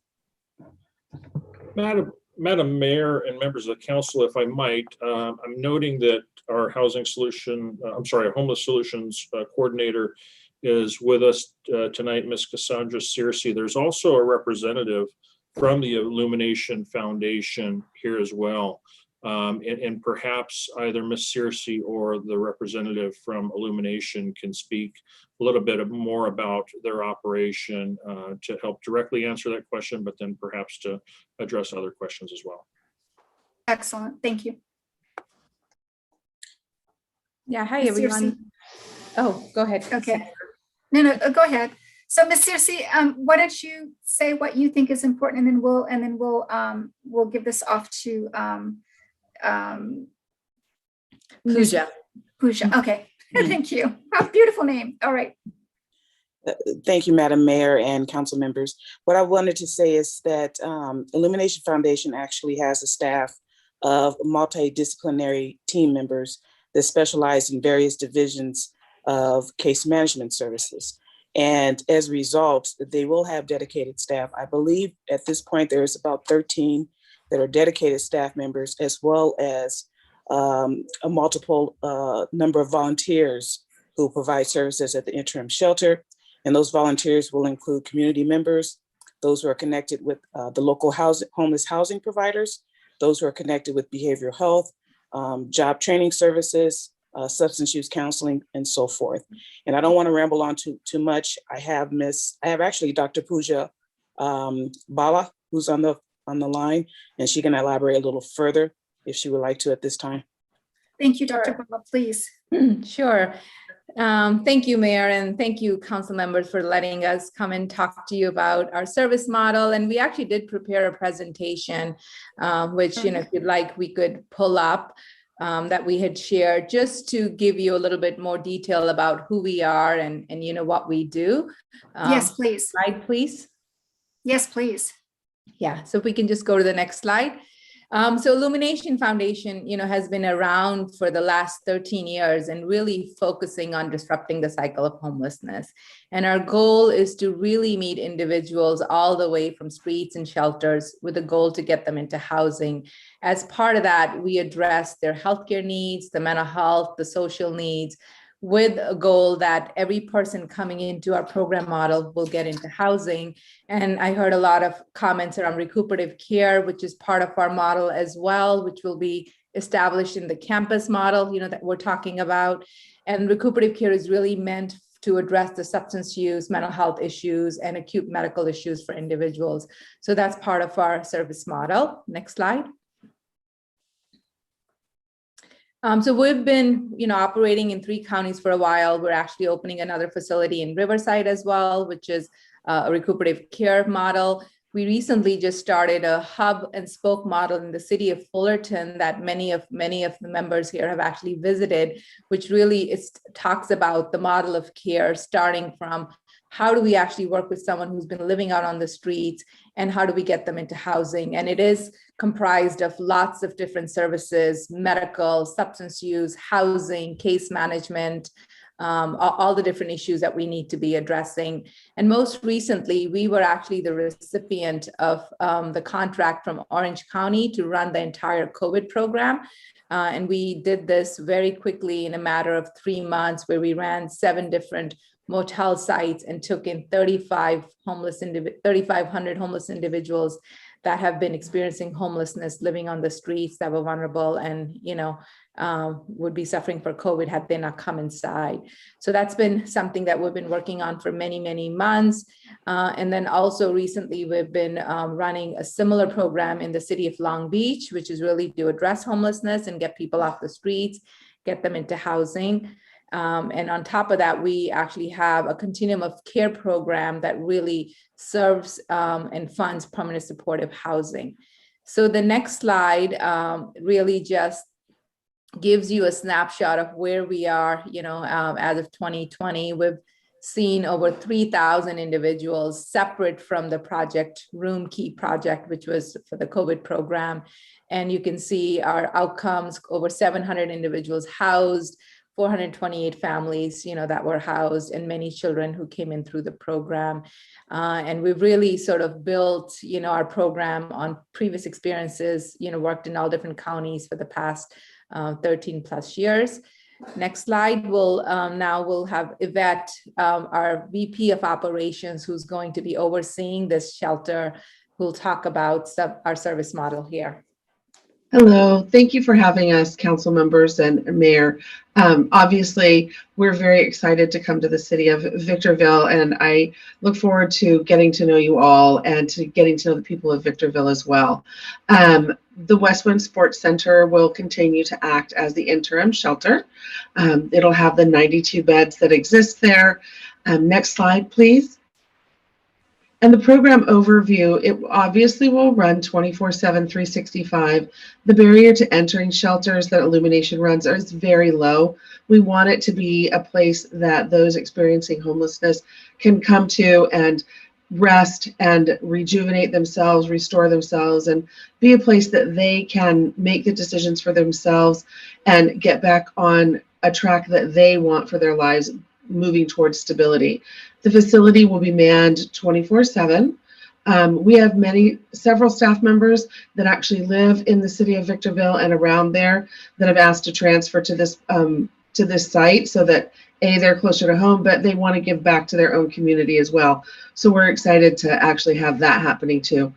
We will be partnering, if we are awarded the contract, with a local group called Meal a Day Coalition to help us provide meals, 3 meals a day to the guests on site, as well as snacks and things like that.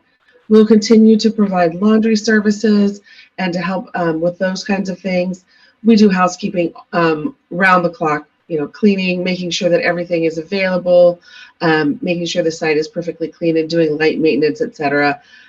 We will transport several times a day into the city of Victorville so that those that are accessing the resources, we can make sure that they get to their appointments, that they're able to do all of those things to connect with the things that they need, whether it's government ID, to go to the Social Security office, meet housing appointments, go to the doctor, whatever it is that they need. And if somebody is in need of staff member maybe to go with them that they're not comfortable, we're willing to do those things. We want to work alongside those experiencing homelessness to make sure that they are gaining all of the resources for them. And then we want to be a good neighbor to those surrounding businesses. So we would be sure that we interacted with them, that they knew we were there, that they could come and talk to us anytime they wanted. And, we would be working with our guests to make sure that we did not impact the businesses around us. And we have 24/7 security that will be on site as well. Next slide, please. Our goal out there is to connect with community partners that are already in the Victorville and surrounding areas. We know that the city of Victorville has been working on these things and that there are providers out there that are doing this hard work. And so we just want to be a partner so that we can make sure that the people in the shelter are accessing all of the opportunities available to them: medical services, substance counseling, behavioral health, job training and placement, and veteran services. We look forward to working with groups, Pathways of Housing Network, the Setup on Second, Family Assistance Ministry, the Lighthouse Social Services, the Oasis House, just to name a few. We know that we have some connections with that already. And then currently, Dr. Sean Smith is out there from Western University with his nursing students, and they are providing nursing services out to the shelter currently. So we hope that all of that will continue as well. Next slide. This is our contact information, but can we answer any questions for you? Well, yes, first of all, I want to, on behalf of the council, thank you for your presentation. I didn't know that we were going to get one, but I trust that everything that you've shared is going to help inform our decision tonight. So thank you. You're welcome. Thanks for having us. Very much. Yes, very much. So I believe we were with Member Gomez and asking questions. So Member Gomez, do you wish to continue? Absolutely. What percentage of the time will the 13 Illumination Foundation employees will be in the facility? That staff is round the clock, 24/7, 365. So there's going to be shifts, and will all Yes. of the employees be paid personnel, or are there going to be some facilitation with individuals who are not part of the Illumination Foundation employees of the 13 that you just spoke of? The 13 that I spoke of are paid staff members, but our hope is to interact with the volunteers that are out and want to do services at the shelter as well. We'd love to have people come and volunteer, do activities, those kinds of things. We do that in all of our other shelters. The shelter should be a community space. It should be a safe space, and it should be a place where everyone can be comfortable and that we can better the lives of those experiencing homelessness. Yeah, and we had a chance to visit the shelter a few weeks ago and really got to meet some of the wonderful volunteers who are working there. And our goal is to partner with them and keep them engaged. We can't do this alone. We need everybody to work together on this. So we absolutely would work with everybody that's already engaged there as volunteers. Currently, there's 92 beds in the interim shelter located at SCLA. Are there current CDC procedures, masks provided free of cost? And why only 13 months, and what happens after 13 months? I can answer the PPE question. The 13 months you have to ask your city council. Yes, we are practicing social distancing. My understanding is currently there are only 60 beds full at the interim shelter. Illumination would provide masks and face shields as requested for everybody in the shelter 24/7 in the public spaces. So when they're up and walking around, the staff all wears masks and practices social distancing. And we ask that the guests do the same. But when they're sleeping, of course, they don't do that, or eating. What constitutes a low barrier shelter from the perspective of maintenance and operation procedures? Yeah, so our goal is to bring people in and not put up barriers to keep them out. So we practice a harm reduction approach, trauma-informed care. Our staff is all trained. So if someone wants to come in and they really are struggling for whatever reason, our goal is to engage them inside and connect them to services and not put them out. As long as, there's no harm to self or others, we will bring folks in and engage them as needed. What's the purpose of the identification, and what does it mean to be identified with that badge? What did you collect? We collect all that information because we have to work with the continuum of care coordinated entry system so that they can get on there and get matched to housing. And that system requires that they have ID. Now, if somebody comes in and doesn't have their ID, we'll help them get that and get all of the documents that they need to get onto the coordinated entry system so that they can get matched to housing. And will violations of shelter rules and guidelines lead to police engagement if it's deemed so? So again, I think, we've been working in this field for 13 years. There is absolutely no reason for us to be engaging law enforcement unless there is a history of, imminent danger. So that is not what we want to do. All our staff are trained in de-escalation and management of aggressive behavior. And as we all know, 99% of the time is just listening to the person and understanding what's going on.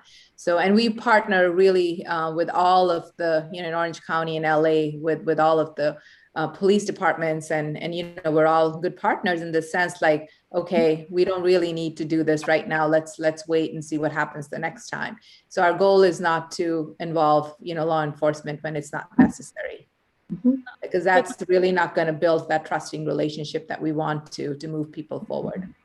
And will the food provided be customary with diets, medical needs, water-soluble diets, and any other religious needs for the individuals?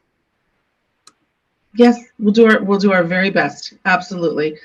We always are very conscious about the health and care of our guests. And yes, we will make those accommodations. Sorry. Approximately $1.1 million will be expended in a 13-month contract. How much of these dollars will be used for administrative costs? What percentage of these costs go to actual services? That would be a question for the city council, for Cassandra and others. And over $500,000 of that is going to go to staff salaries and benefits, the reporting says. I'm sorry. Member Gomez, that the last few words that you spoke, we couldn't hear. Well, over $500,000 is going to go to staff salary and benefits. So I'm just asking the question so staff can step in when they feel ready to answer my question.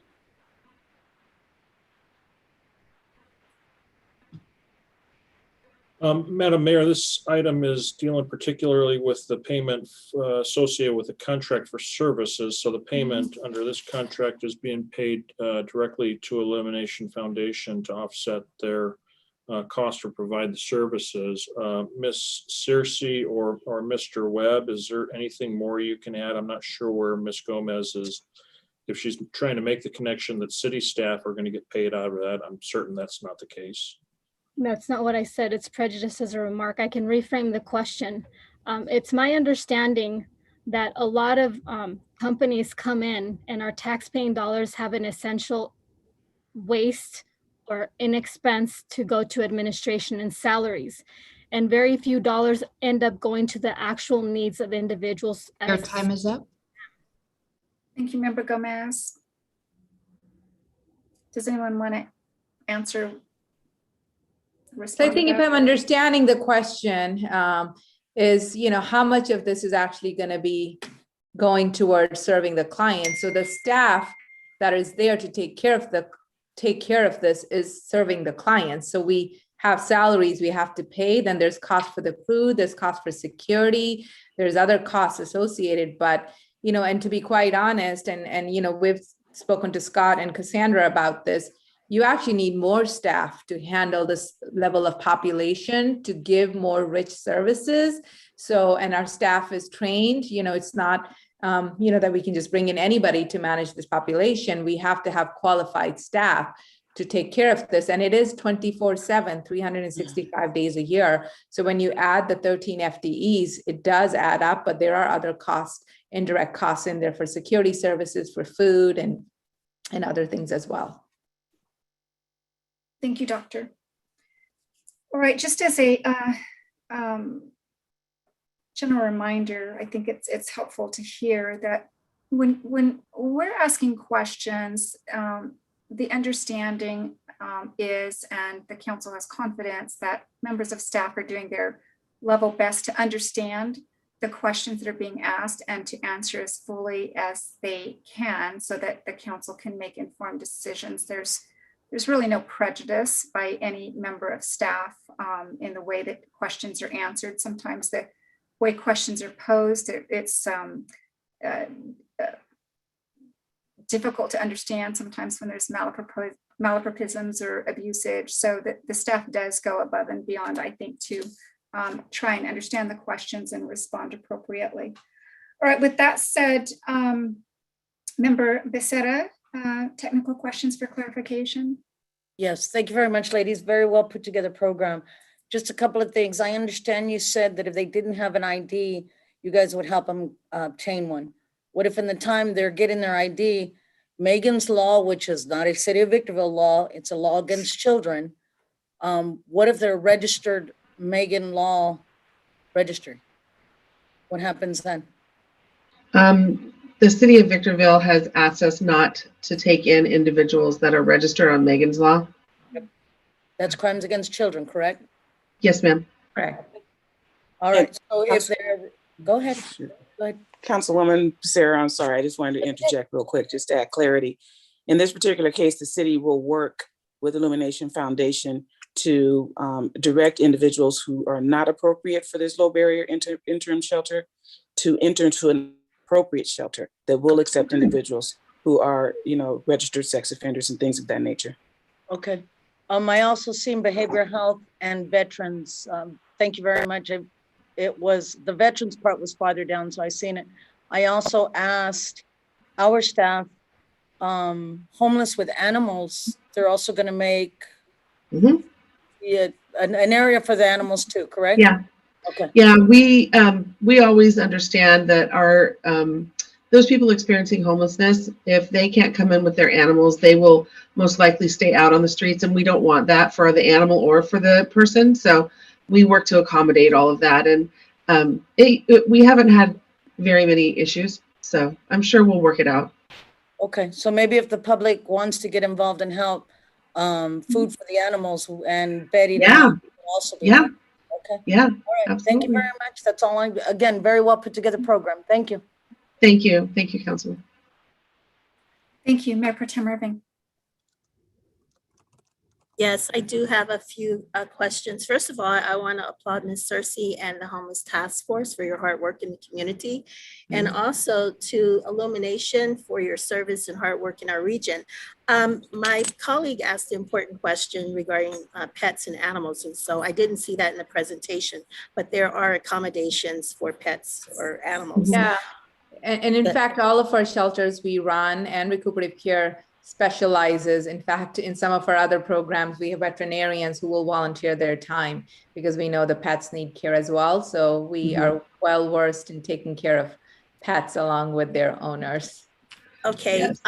With regard to low barrier, I'm understanding that to mean that you will not turn away persons who engage in substance use. Am I clear on that? If I'm not, please correct me. No, that's correct. As long as they are safe medically to be in the shelter. What we have to be careful about, if someone is, intoxicated and they really are in acute withdrawal, can go into, seizures, we would then need to work with our area hospital. But no, if they have been out for the day and, are under the influence, absolutely. We want them to come in. Our staff will engage them, help them get rest and sober up. Okay, very good. I heard, I think one of the presenters referred to our unhoused residents as guests. And you mentioned a couple of words that resonate for me: safety and security. I read in the backup material something about were we able to install the fire sprinkler? I think staff could probably answer that. And I'm going quickly because I only have 3 minutes or a few minutes. So I have a list of questions. So I'll say that so someone can answer it later. Let me finish asking my questions. And lastly, are these beds, will this be segregated in some way? Like children and families and women and men? How does that work? Councilmember Irving, we were not able to install the fire sprinklers. However, Illumination Foundation will conduct what is called Fire Watch with trained staff. So we will have Fire Watch in place.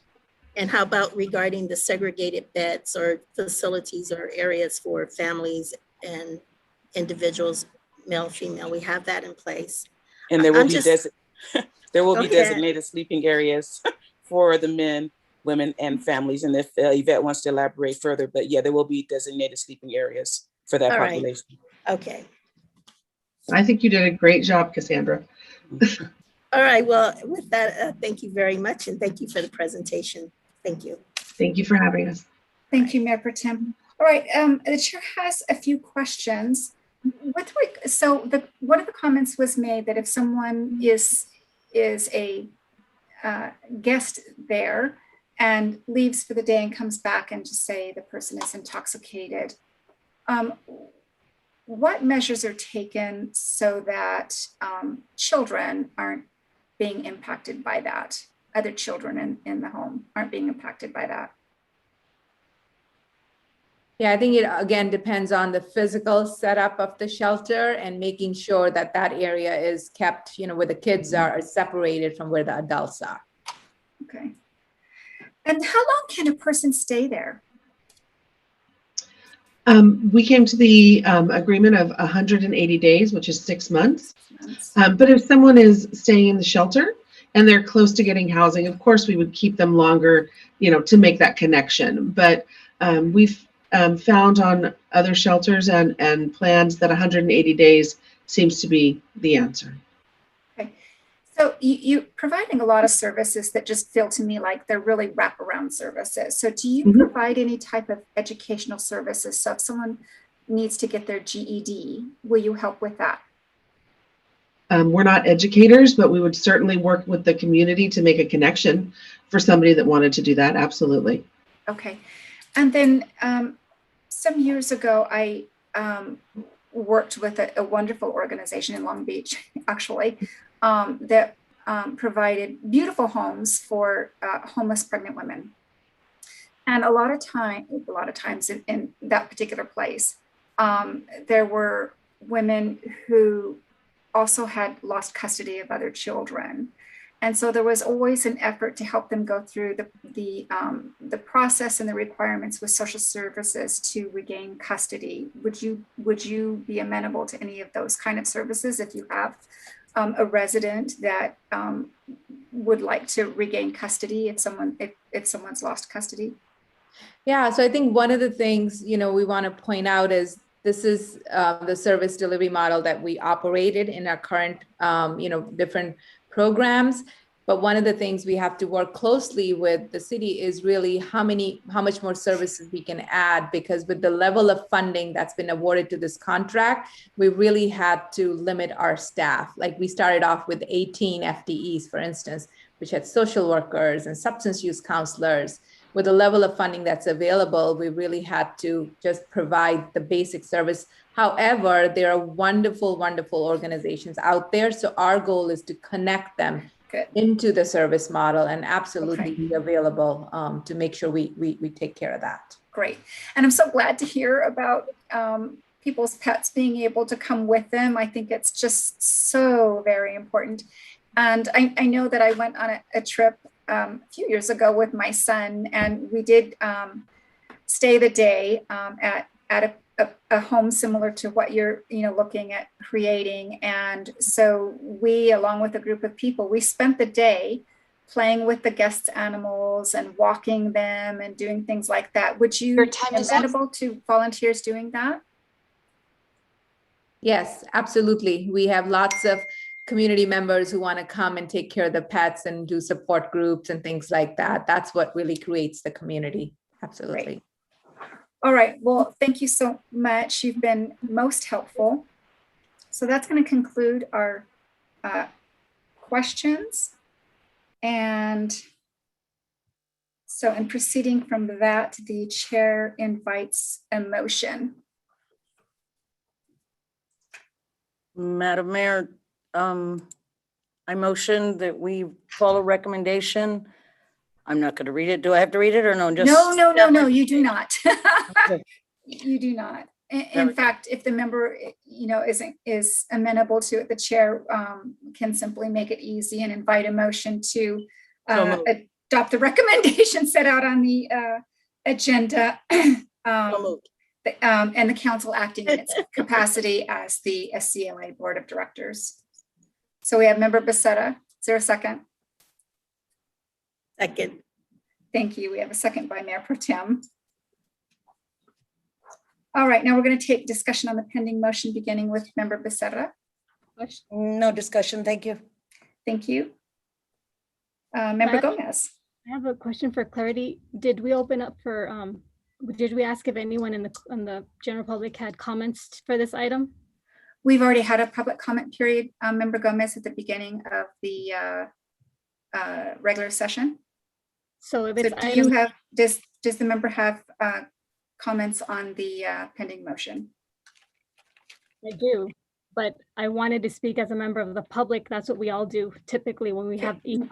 Yeah, Member Gomez, that opportunity is not available with the change in the policy as approved by the council. So again, the chair invites the member to make any comments as it relates to the pending motion. Yes, I want to clarify. No one in this council will ever speak on my behalf, ever. When that's the case, Member Gomez, I'm going to redirect you to the pending motion. I want you to know that when I speak about the homeless, I'm passionate. And so when I have people try to interpret what I'm trying to say, and it's wrong or ill proportioned, I just want to make it clear that that's not the case. Thank you. Sure. Mayor Pro Tem Irving, any comments on the pending motion? Yeah, I just have a comment. I did not ask the question. I guess as a teacher, and I understand that there are going to be families there, safety and security, those words resonate for me. And it's my hope, and perhaps you can just affirm for me that there's a very rigorous vetting process for security guards and volunteers or persons that will be working at the facility. Also, there's a complaint process for individuals that may be having issues. And my colleague brought up an issue earlier in discussion. So I just trust that that is correct because you guys are so experienced and you're partner across counties. So you're experienced in the region. But that's it. Thank you. Yes, Dr. Bala, can you respond to that quickly? Yeah, absolutely. And again, we're currently working with Cassandra and the team out there who's working with the volunteers and the security safety team, and we will continue to work with them. And we have our own staff who will be partnering with the security to make sure it's a safe environment for the clients, welcoming, but at the same time, safety is our priority. So we're constantly looking at a safety and security protocols. We have cameras, around to capture any activity, and then we partner with the local police department if we need to. But knock on wood, we've been doing this 13 years and we've been able to work through all of this together. Thank you, Dr. Bala. All right, Mayor Pro Tem Irving, did you have any additional comments? No, thank you so very much. Thank you. Thank you. All right, well, I am so thankful again for the presentation and Dr. Bala and our other speaker, and I apologize, my glasses aren't on. So, the presentation was very, very helpful. And I can just tell by the way you both spoke that you really, this is certainly you're experienced and you're trained, but it just seems to me, it feels to me that you really have a heart for this. And I believe that you're quite capable and quite able to rise to any challenges that might come in this home. And so certainly the chair would look forward to our city having you work with us, but we'll see how the council feels. But I am very confident in your ability to take this on. All right, with that said, the discussion period is now closed. Madam Clerk, will you please take the vote? Councilmember Becerra, Aye. Councilmember Gomez, Aye. Mayor Pro Tem Irving, Yes. Mayor Jones. Aye. Motion passes unanimously. Thank you. So the council has unanimously adopted the recommendation, and the board of directors for SCLA has unanimously adopted the recommendation set out on the agenda. And congratulations to Illumination Foundation. We know you do a very good job for us. Thank you. Thank you so much. All right, moving on to item number 11, the 2021 Water Master Plan Update. This is to approve and adopt. Mr. Metzler. Thank you, Madam Mayor and members of the council. This item is something we do with pretty much all of our infrastructure systems, where you establish a master plan, which is your forward look as to what are the capital needs in this particular case as it relates to our water system. This item has gone through a very extensive and exhaustive exercise, having brought on a professional engineer to help develop this capital improvement program. The item was led by your Director of Public Works and Water, Mr. Doug Matthews, and also your City Engineer, Brian Gangler. They're certainly available for any technical questions you might have regarding this item.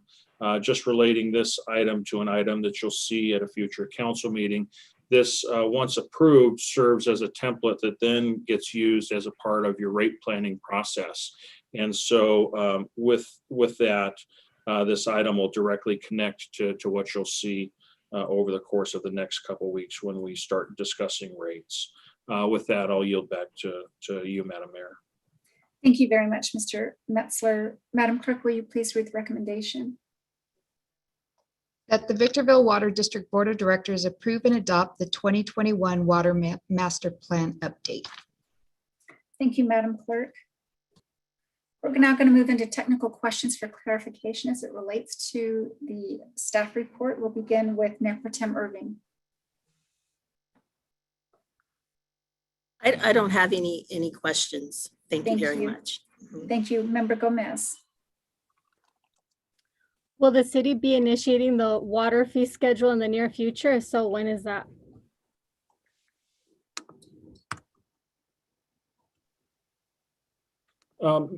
Madam Mayor and members of the council, the rate planning process has been underway, and I believe we intend to bring that back to you in a final product with a recommendation. I believe the first meeting in May.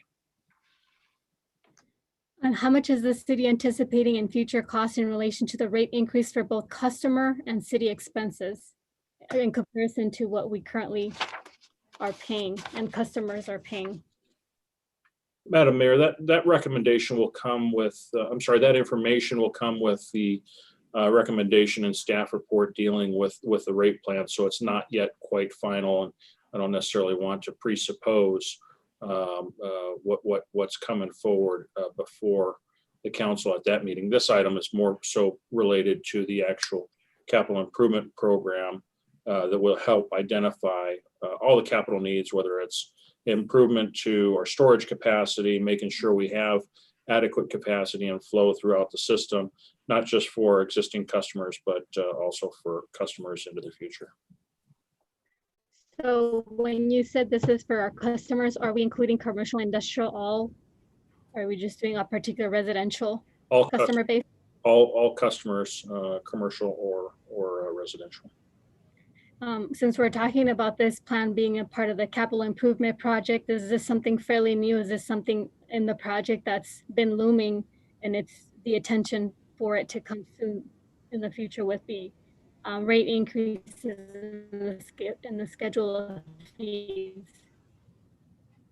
Member Gomez, we're having some difficult, in fact, we can't even hear you at this point. So is it possible to, I don't know if we're losing the connection. Can you speak your last few sentences again?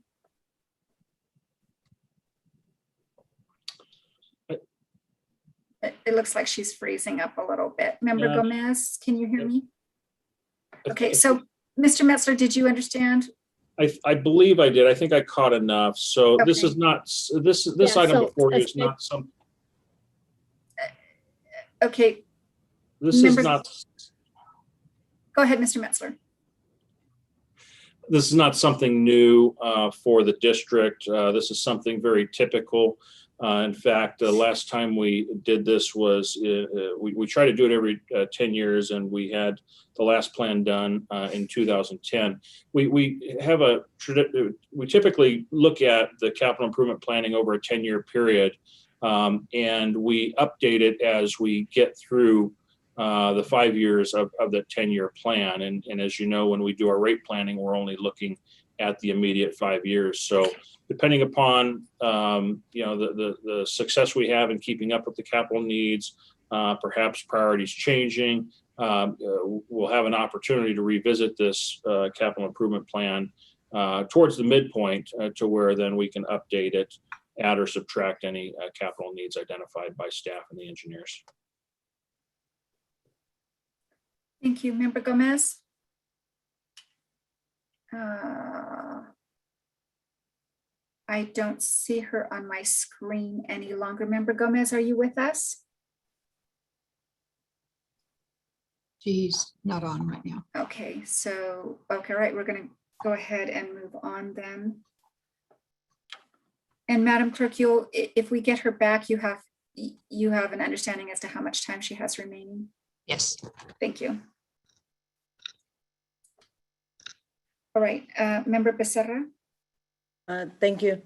Mr. Metzler, if I may, Mr. Matthews, in reading the report, the last report we did was in 2010.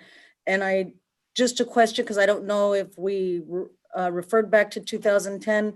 Did we complete a majority of the projects that 2010 had out for us? Yeah, thank you very much, Madam Mayor and Council. Yeah, it points that out a little bit in your staff report.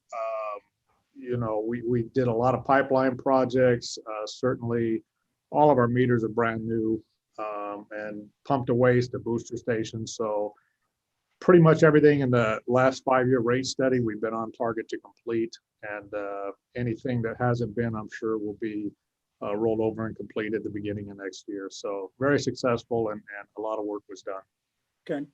Our water quality is, I don't want to say run by the state, but it's overlooked by the state, correct? Yes, Department of Drinking Water, yes. Okay. So we don't just make these rules up, and we don't just, we're going to do this, we're going to do that. We have state laws we have to follow, reference our water quality and our water giving out to the customers, correct? Correct. An annual report, a consumer confidence report, is published every year and available on our website. It outlines everything about our water quality, and we have to adhere to some pretty strict guidelines of what we report. Okay. All right, sir. Thank you very much. Very well put together program. Thank you. Thank you, Member Becerra. It looks like we have Member Gomez back with us. Member Gomez, did you have additional questions? No, I don't have any additional questions. Thank you. All right, and the chair just has one, and I already know the answer to this because I asked it, but I just think this is one of those things that I think is going to benefit our public, because in the backup materials, Mr. Metzler, it talked about asbestos concrete in the pipe and some of the pipes. Can you explain what that looks like and what that is in actuality? Because in my mind, of course, when I hear asbestos, I think of abatement and people in hazmat suits and how unhealthy that is for people to be around asbestos. And so what does that mean when it's in our pipes?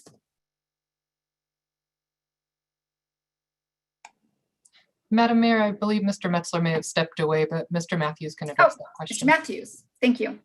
So it's a pipe type of material that was used back in the 80s.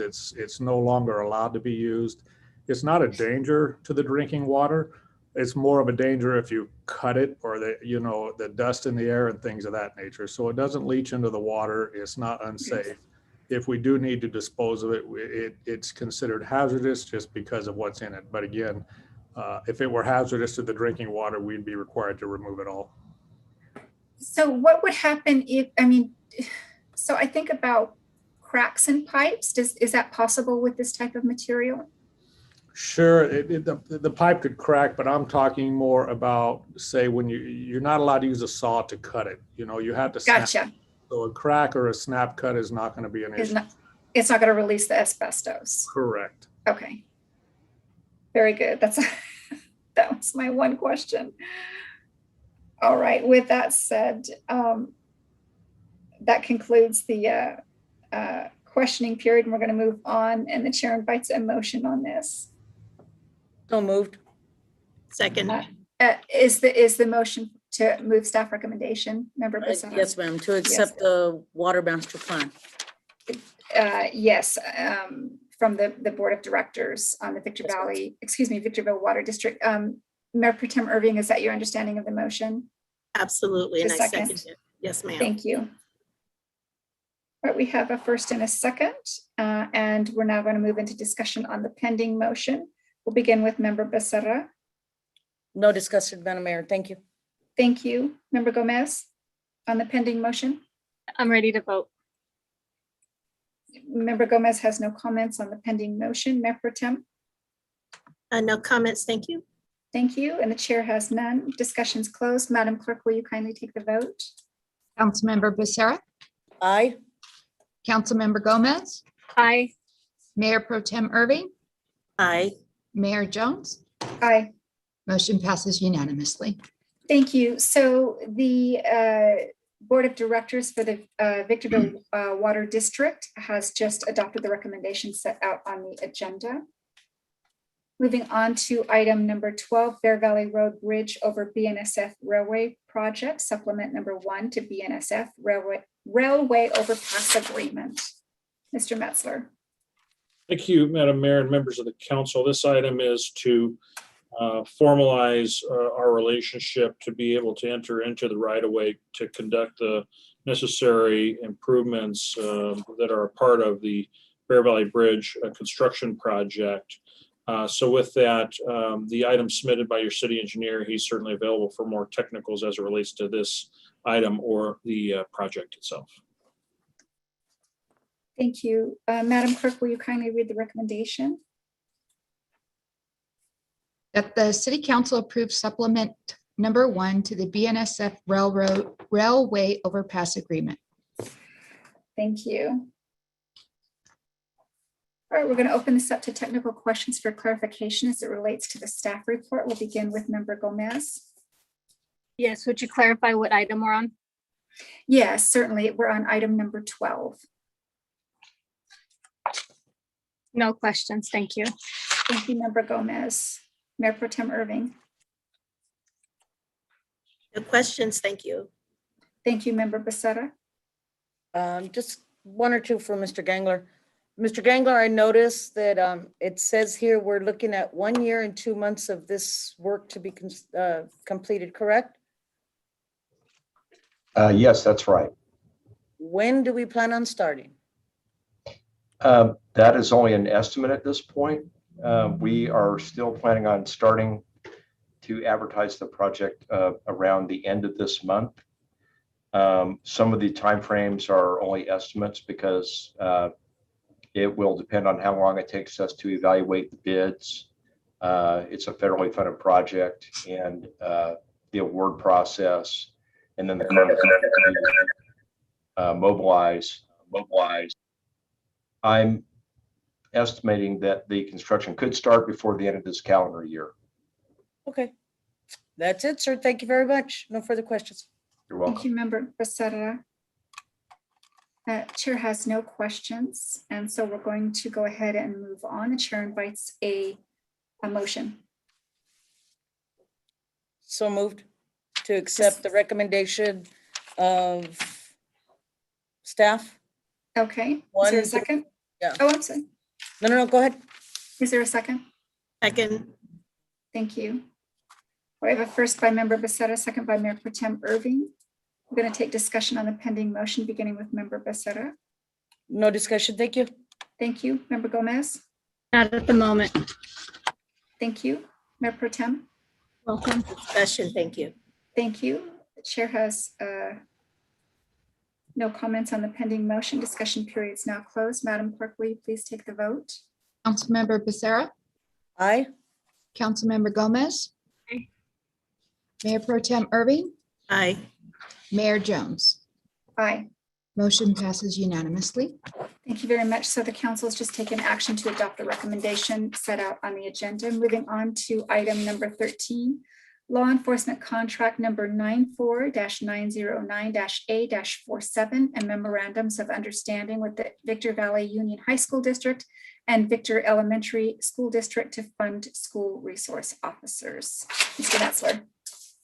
Thank you, Madam Mayor and members of the council. This item is, as you identified, is dealing with 3 contracts, all related and all used to memorialize our level of public safety service relating to law enforcement, county sheriff.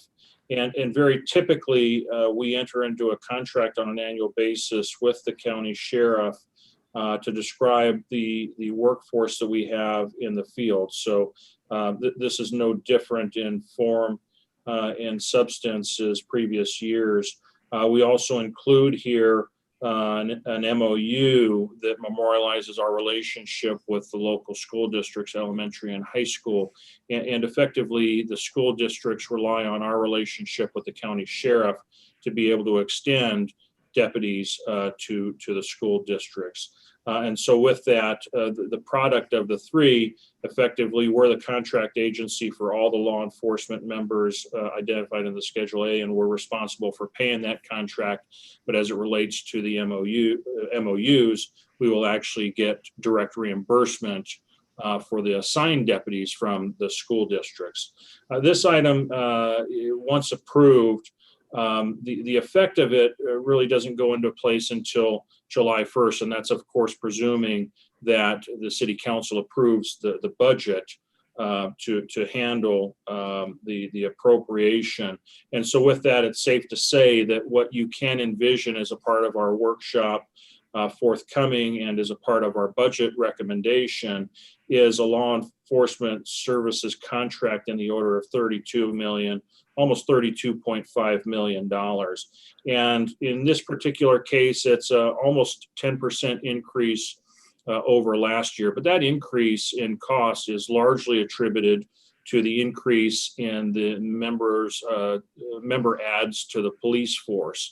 And because Measure P was successful, this will be one of the first public safety enhancements we make, where we're clearly identifying the use of Measure P to help defray some of the contract costs in this particular case.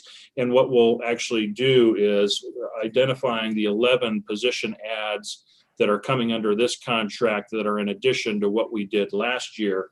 Those would be what we identify directly related to what Measure P should be paying for. But the position adds that we have under this contract, there are a total of 11 positions being added under this proposed contract.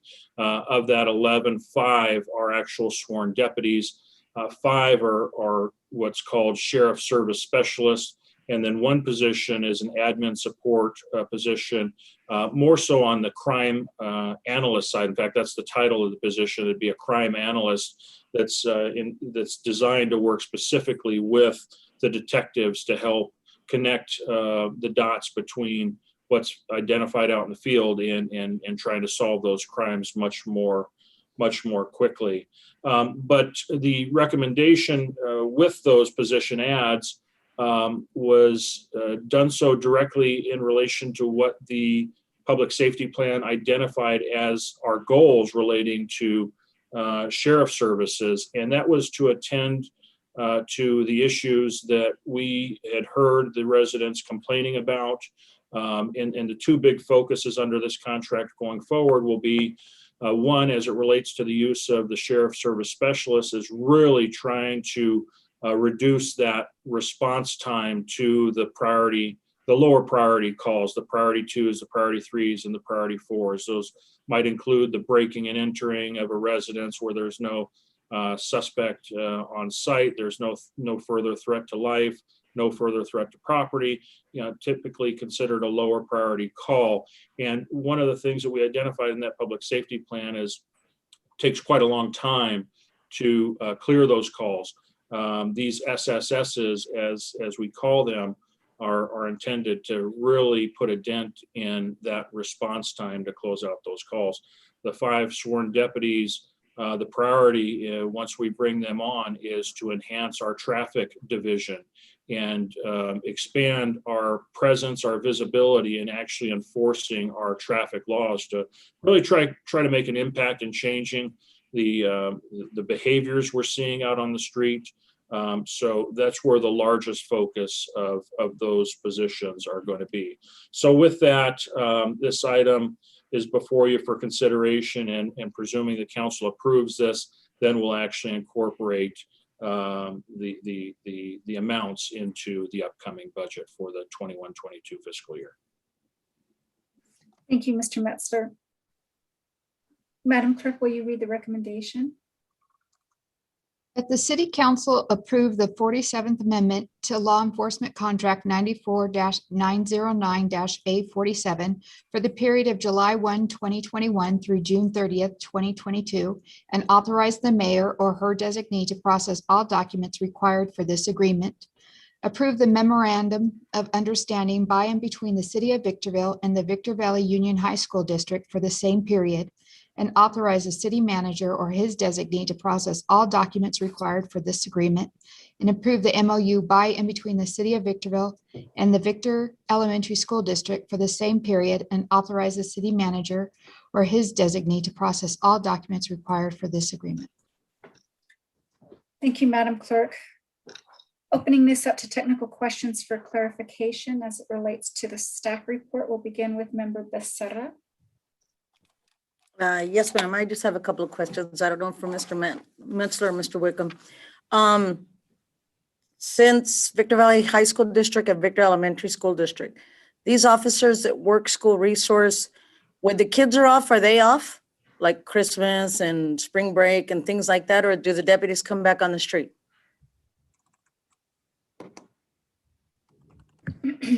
Madam Mayor, Council, the role of the SRO with the contract, they are still on duty during those holiday times, unless they, just by coincidence or what have you, take vacation at that time.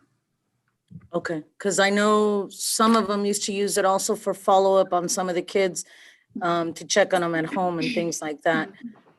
Summer school and everything, they're still at the school, correct?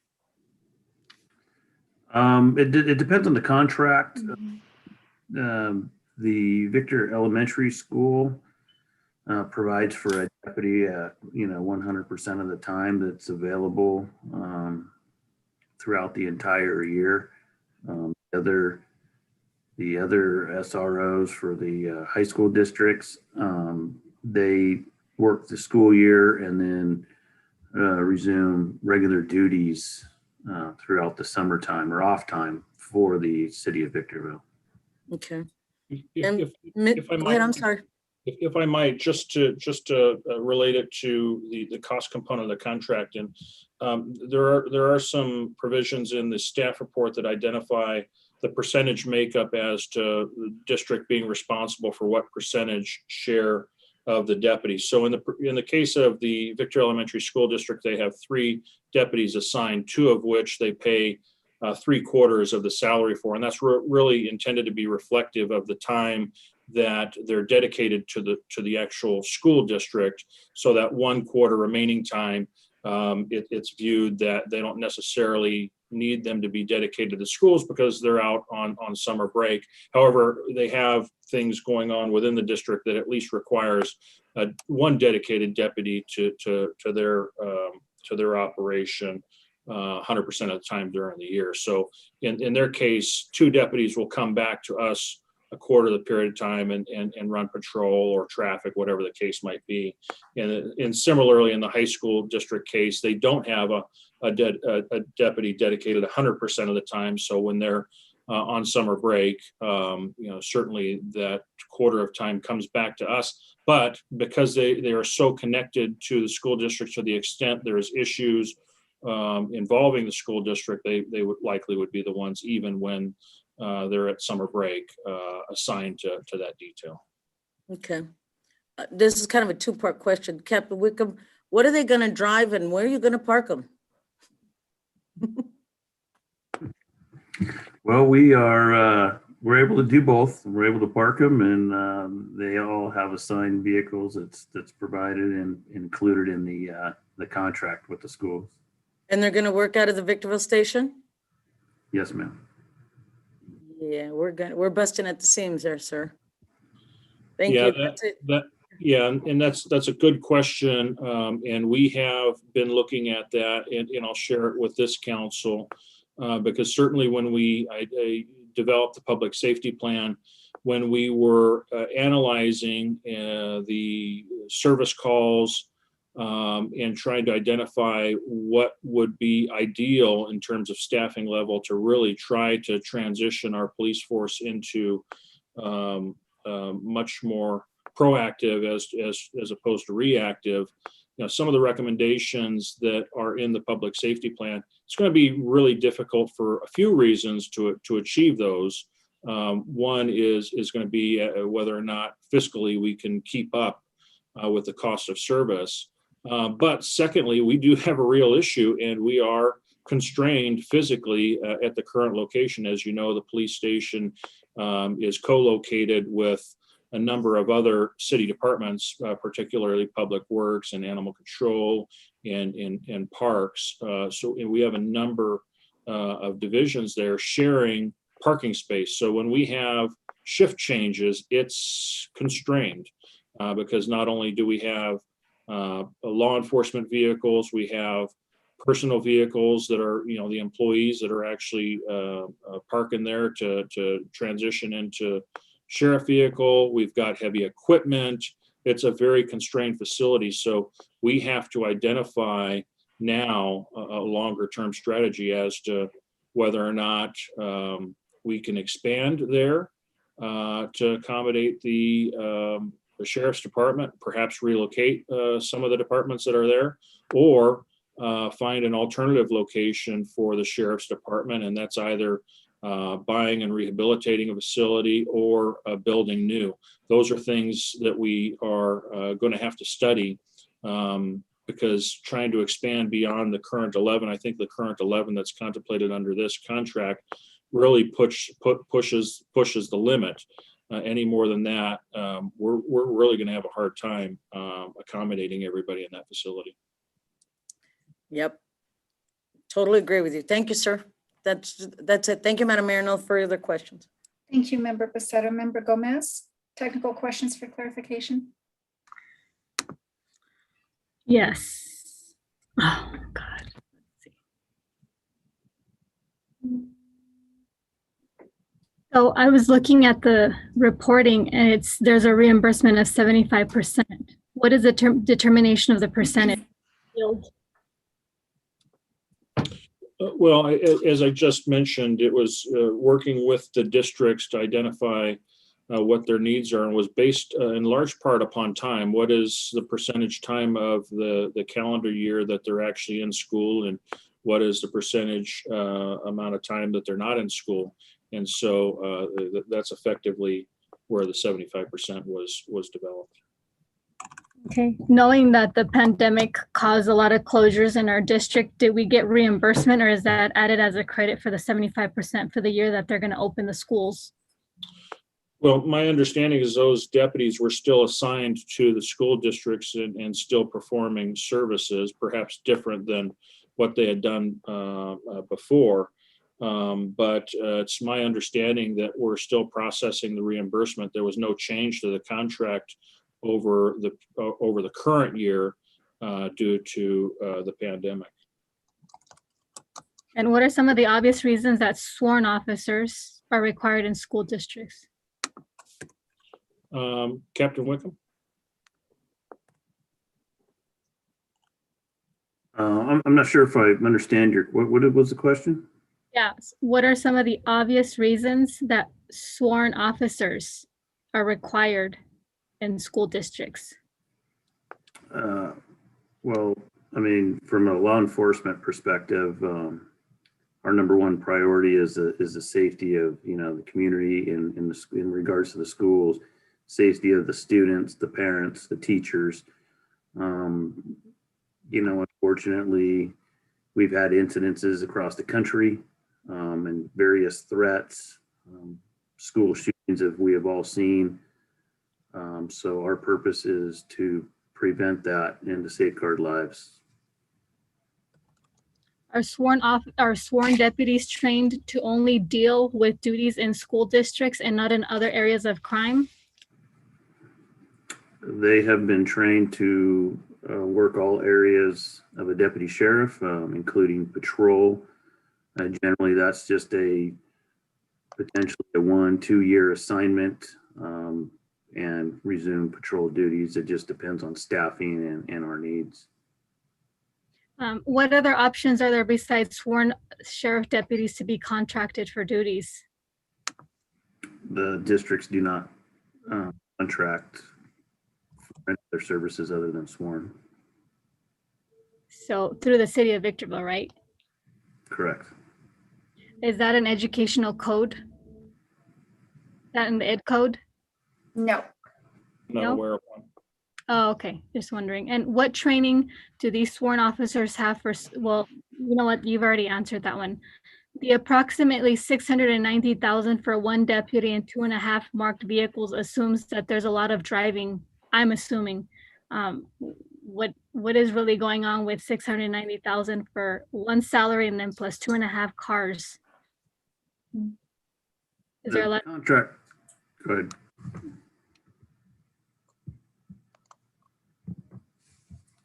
The contract covers the cost. The school districts are paying for the cost of the deputy, which includes a patrol vehicle to perform those duties.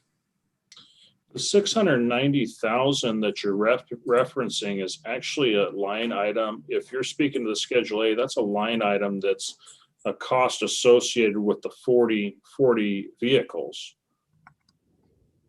Let me read what I'm reading. So it says one deputy and include fuel and maintenance of 2 and 1.5 marked vehicles, which amounts to $690,885.58. Where are you at? And the reporting, I'm on the second page, which would be the back from the primary. So towards the end. Yeah. So that's not just for one deputy, that's for basically the cost associated with the 3 deputies plus the expendables such as vehicle. That's not what it reads verbatim, and that's not what I understood from it. But if you want to clarify it, that's good. That's exactly what it says in the staff report. Yeah, so I'm going to read it again for the record. The MOU with Victorville Elementary School District pays 75% of the cost of 2 deputies, 100% of the cost of 1 deputy, and include fuel and maintenance of 2.5 marked police vehicles, which amounts to about 690,000. So I figured there was a lot of driving going on and a lot of gas and, automotive expenditures. I don't know. So I wanted that clarification. That's the salary of the 3 deputies plus the cost of the vehicles plus the expendables. Got it. And what is a typical day of an SRO and a typical lifeline duty for someone there at the school district? Captain Wickham? The typical day for a deputy sheriff SRO, school resource officer, is consistent with the school schedule, Monday through Friday, generally starting around 7 o'clock in the morning and ending somewhere in the neighborhood of 4 in the afternoon, just depending on the needs of the school. Sometimes that's is adjusted a bit based on, again, the needs of the particular school or events, including sporting events. And how many school Your districts? time is up. Thank you. Thank you, Member Gomez. Mayor Pro Tem Irving, any questions? I actually don't have any questions. Mr. Metzler addressed my questions as it related to the MOU and shared costs. I work on school campuses and I appreciate the presence of SROs. So I think that safe schools are important if we're going to establish learning environments that are conducive to student achievement. So thank you. Thank you, Mayor Pro Tem. So quick question. In reading the information, and I don't see anything here, did the Adelanto Elementary School District, which has half of its schools in Victor, did they not seek an SRO? If they do, Madam Mayor, I believe they do it through the City of Adelanto's contract. They're doing with them, okay. Very good. All right, so moving on from our questions, the chair invites a motion on this item. So moved, Madam Mayor. The staff's recommendation. Yes, ma'am. Thank you. 1 through 3. Yes, thank you. And Member Gomez, did I hear you? Yes, Councilwoman seconds. Thank you. So first by Member Becerra, second by Member Gomez. We're going to take discussion on the pending motion, beginning with the maker of the motion, Member Becerra. No discussion. Thank you. Member Gomez, do you have any comments on the pending motion? None. None. Thank you. Mayor Pro Tem? No, thank you. Thank you. And the chair has none. Discussion period is now closed. Madam Clerk, will you please take the vote? Councilmember Becerra. Aye. Councilmember Gomez. Councilmember Gomez. Aye. Mayor Pro Tem Irving. Aye. Mayor Jones. Aye. Motion passes unanimously. All right, the council has just taken action in accordance with the recommendations set out on the agenda. Moving on to item number 14. Cal Recycle Waste Tire Amnesty Grant applications and grant related documents. Mr. Metzler. Thank you, Madam Mayor, members of the council. This has become quite a routine item, but it's involving funds that are very much necessary to help further our recycling efforts. So this item authorizes staff to proceed in applying for grants from Cal Recycle.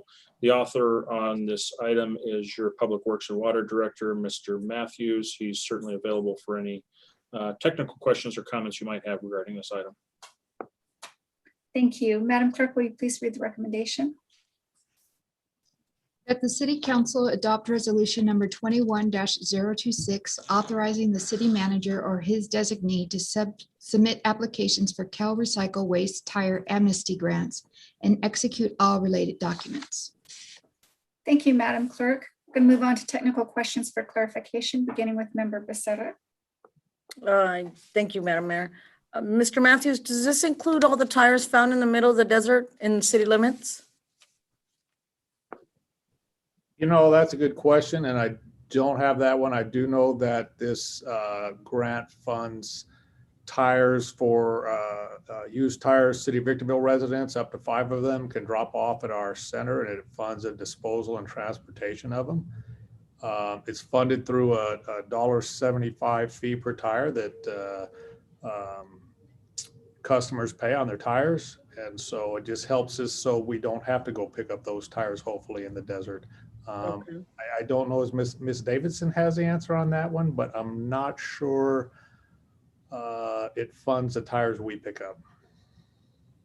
I believe that is covered under a separate grant through the same agency.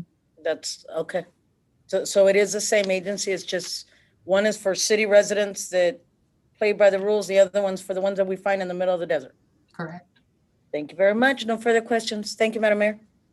Thank you, Member Becerra. Member Gomez, any technical questions for clarification? Yes. Are there any future thoughts of increasing the current tire drop-off to increase for the public? Not at this time.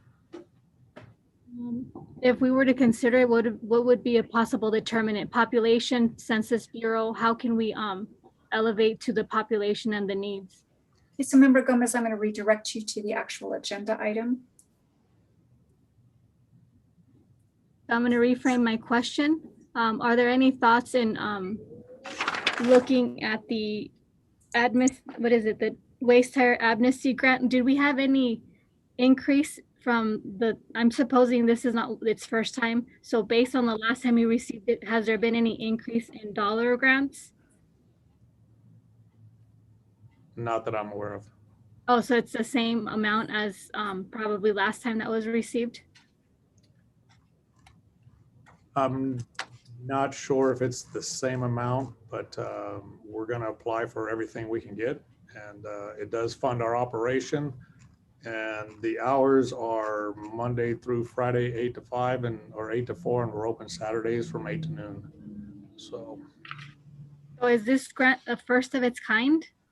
no, we've been applying for this for many years. It's year after year. Oh, okay. And what about increasing the yearly drop-off? I'm not sure I understand that question. Yeah, so I was looking, so I think I was reading it's only once a year for like free tires. I'm not talking about the MRF or the recycling center. No, it's open 6 days a week for tire drop-off of the residents. Okay, so tires will be collected 52 weeks per year, right? Yes. Right, thank you. I have no further questions. Thank you, Member Gomez. Mayor Pro Tem Irving. Welcome. I don't have any technical questions. Thank you. Thank you. And the mayor doesn't either. All right, the chair invites a motion on this item. So moved. Member Gomez. Okay, Member Gomez moves adoption according to staff recommendation. Is that the motion, Member Gomez? Yes. Thank you. Is there a second? Second. Thank you. First by Member Gomez, second by Mayor Pro Tem Irving. We're going to take discussion on the pending motion, beginning with the maker, Member Gomez. Not at the moment. Thank you for asking. Thank you. Member Becerra. No, thank you. Thank you, Mayor Pro Tem. No, ma'am. Thank you. Chair has no comments. Discussion period's closed. Madam Clerk, will you please take the vote? Councilmember Becerra, Aye. Councilmember Gomez, Aye. Mayor Pro Tem Irving, Aye. Mayor Jones. Aye. Motion passes unanimously. Thank you. So the council has just taken action in accordance with the recommendation set out on the agenda. Moving on to item number 15, ratification of the acceptance of Federal Aviation Administration Grant Agreement 3-06-0359-028-2021. Mr. Metzler. Thank you, Madam Mayor, members of the council. This item memorializes through appropriation on the revenue and the expense side of the airport's budget, funds that were awarded by the FAA in the order of about $57,000. And that was an award that was directly connected to the Coronavirus Relief Act back in December of 2020. So with that, this item, if approved, will increase appropriations on both sides and be used effectively to offset operating costs of the airport that can be connected to the impact of the pandemic. Eric Reyes, your airport director, he's available for any questions or comments you might have. Thank you, Mr. Metzler. Madam Clerk, will you please read the recommendation? That the Southern California Logistics Airport Authority Board of Directors ratify the acceptance of grant agreement 3-06-0359-028-2021, grant 28 between the United States of America acting through the Federal Aviation Administration and the Southern California Logistics Airport Authority in the amount of $57,162 in support of airport operations, and adopt resolution number SCLAA 21-002, increasing the budget grant revenues by $57,162 and increasing budgeted grant expenditures by $57,162.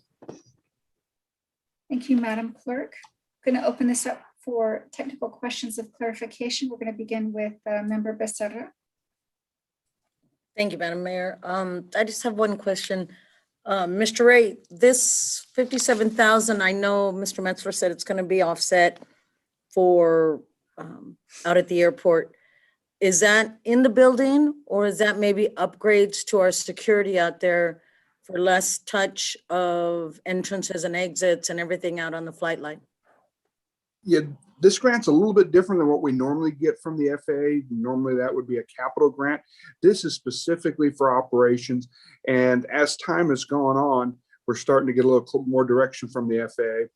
Long story short, the Congress passed this thing, FAA got the money and wasn't quite certain how to spend it. So we were asked to apply for it. We did, we received it, and guidance has since then come forth as to how it's going to be spent. And it looks like it's primarily going to be only eligible for tower, air traffic control tower expenditures. So we're looking at offsetting utility costs there, any maintenance costs, cleaning costs, those kind of expenditures that are germane to the tower and the airfield operation. Okay, thank you, sir. Thank you, ma'am. Thank you, Member Becerra. Mayor Pro Tem Irving.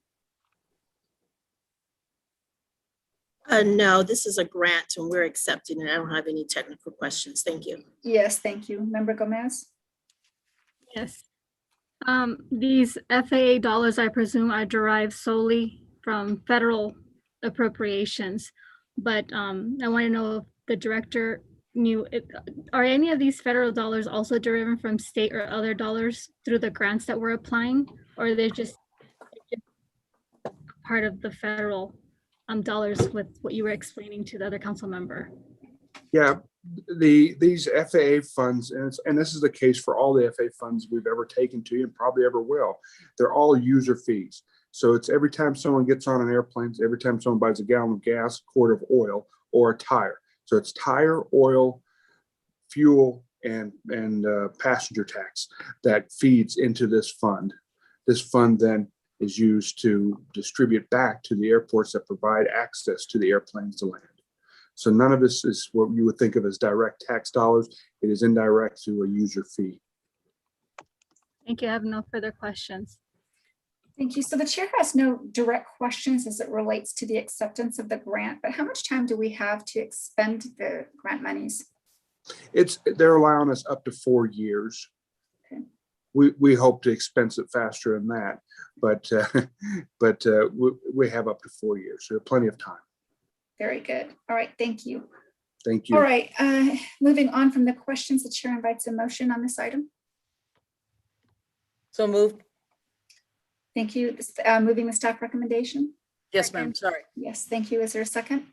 Second by Councilwoman Gomez. Thank you, Member Gomez. All right, we have first by Member Becerra, second by Member Gomez. Is there discussion on the pending motion, beginning with the maker, Member Becerra? No, ma'am. Thank you. Thank you, Member Gomez. Not at the moment. Thank you, Mayor Pro Tem. No, thank you. Thank you. Chair has no discussion. Discussion period's closed. Madam Clerk, will you please take the vote? Councilmember Becerra. Aye. Councilmember Gomez. Councilmember Gomez. Aye. Mayor Pro Tem Irving. Aye. Mayor Jones. Aye. So, I'm sorry, go ahead, Madam. Motion passes unanimously. Thank you. So the Board of Directors with SCLAA has adopted the recommendation set out on the agenda. All right, now we're going to move on to the addendum item. Mr. Metzler. Thank you, Madam Mayor and members of the council. We've come a long way since March of 2019. CONFIRE is a joint powers authority that we rely on for dispatching services and was one of the most important pieces in getting approved to allow us to effectively stand up the city fire department in March of 2019. And our relationship with them since that time has been on a contract basis. We've graduated in our relationship with them to being invited and approved as a member now of the Joint Powers Authority. So effectively, this item is before you to recognize your role now as a member of that organization. With that role certainly requires an appointment of a member and an alternate from this council to help lead the governance of that organization. So with that, that's the ask of staff in this item tonight. Your fire chief, Jeff Armstrong, had put this item before you, and he's certainly available for any questions or comments relating to this item. Thank you, Mr. Metzler. Madam Clerk, will you please read the recommendation? That the city council, appoint a council member to the Consolidated Fire Agencies Fire Board of Directors and appoint a second council member as an alternate delegate. Thank you. So before we get into nominations, are there any technical questions for clarification on this? We'll begin with Member Gomez. Yes, when will the fire chief and its individuals create bylaw?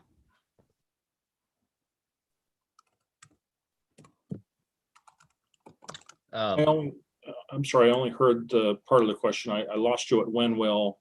Oh yeah, bylaw creations, when will they institute that or create it? Oh, I'm sorry. Jeff, can you speak to that?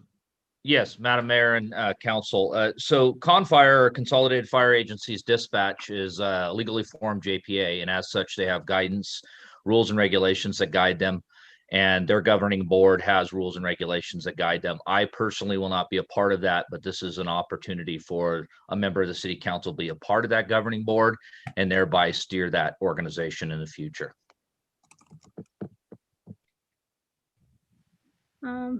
Is there going to be a stipend pay for the delegates, and from what account will that be coming from? I will defer that question. There's not a stipend to be paid for by the city of Victorville in relation to this role. And I'm trying to recall back to the JPA. It's been a while since I've read that, but I don't recall a stipend identified by CONFIRE. I will revisit that and correct the record if in fact I'm wrong. Will there be any reimbursement for gas mileage? In the event that there's expendables incurred, the city does reimburse for mileage. Again, I'm not recalling specifically whether or not the JPA reimburses a city. I don't believe so, but I'll double check on that. And when is the starting date and time for the individuals to be seated?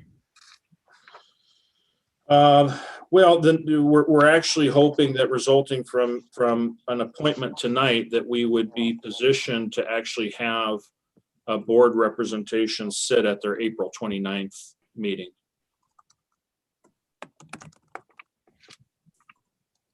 Is that going to be via Zoom because of the pandemic CDC guidelines?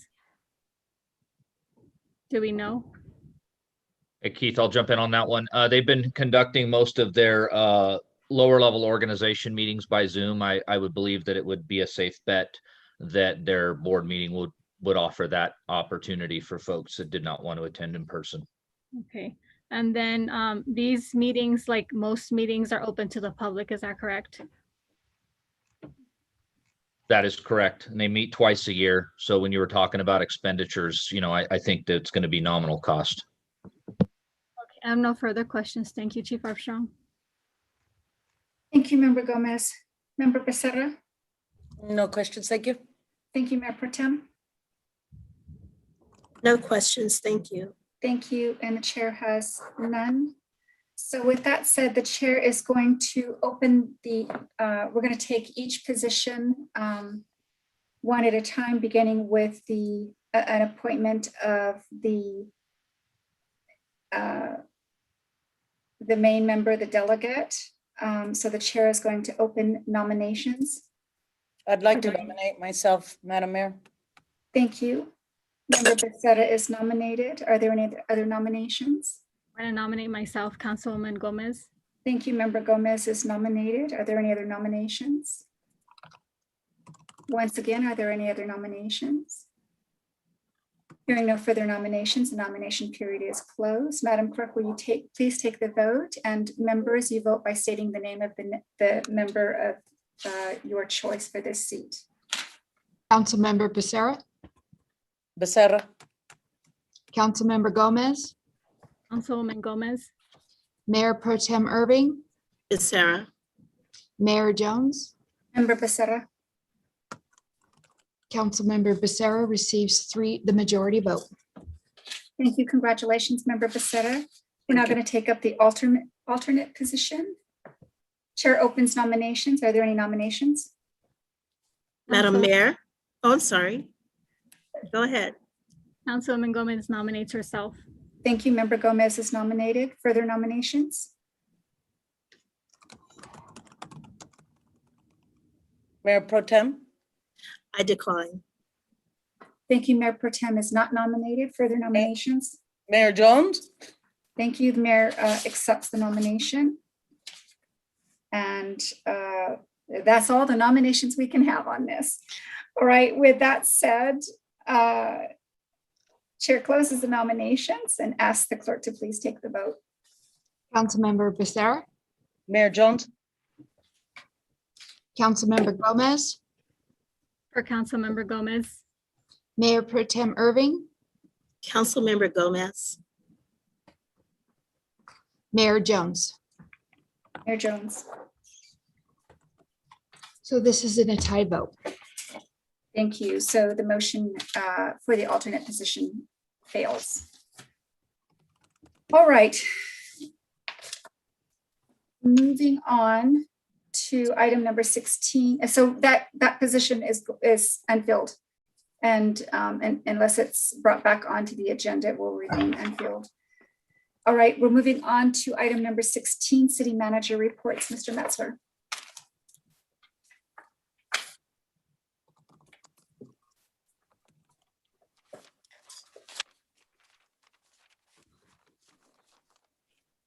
Mr. Metzler, are you with us? We're on item number 16. Sorry, I was muted. That's all right. Yes, Madam Mayor, members of the council, I do have a few items to report. One, I wanted to at least share with you that I did attend a ribbon cutting of Exquadrum, who is a tenant out of the airport. They actually celebrated their grand opening of their headquarter facility. And in my attendance there, I was actually asked to receive on the city's behalf a special recognition. And I'd like to read it because I think it's, I'm actually very proud to be able to read it because it's reflective of all the hard work of the team that we rely on to bring success out to the airport. And this plaque that I will show you says special recognition presented to the city of Victorville. Thank you to the staff at the city of Victorville for working diligently to ensure that Exquadrum was taken care of as we relocated our corporate headquarters in Victorville. It was a pleasure working with each department. Everyone's hard work and diligence in resolving our issues is greatly appreciated. That was from Exquadrum on April 9th, 2021. That is the plaque, if my camera will cooperate. I did join Mayor Jones and Council Member Becerra at that event, and very well attended. It's actually very nice to get out and see people and talk with people. But this kind of a recognition we don't get we don't get very often, and I have to at least say thank you to obviously the dedicated staff, particularly in this case on the development team, led by your building official, your city planner, your city engineer, number of others that I could speak of.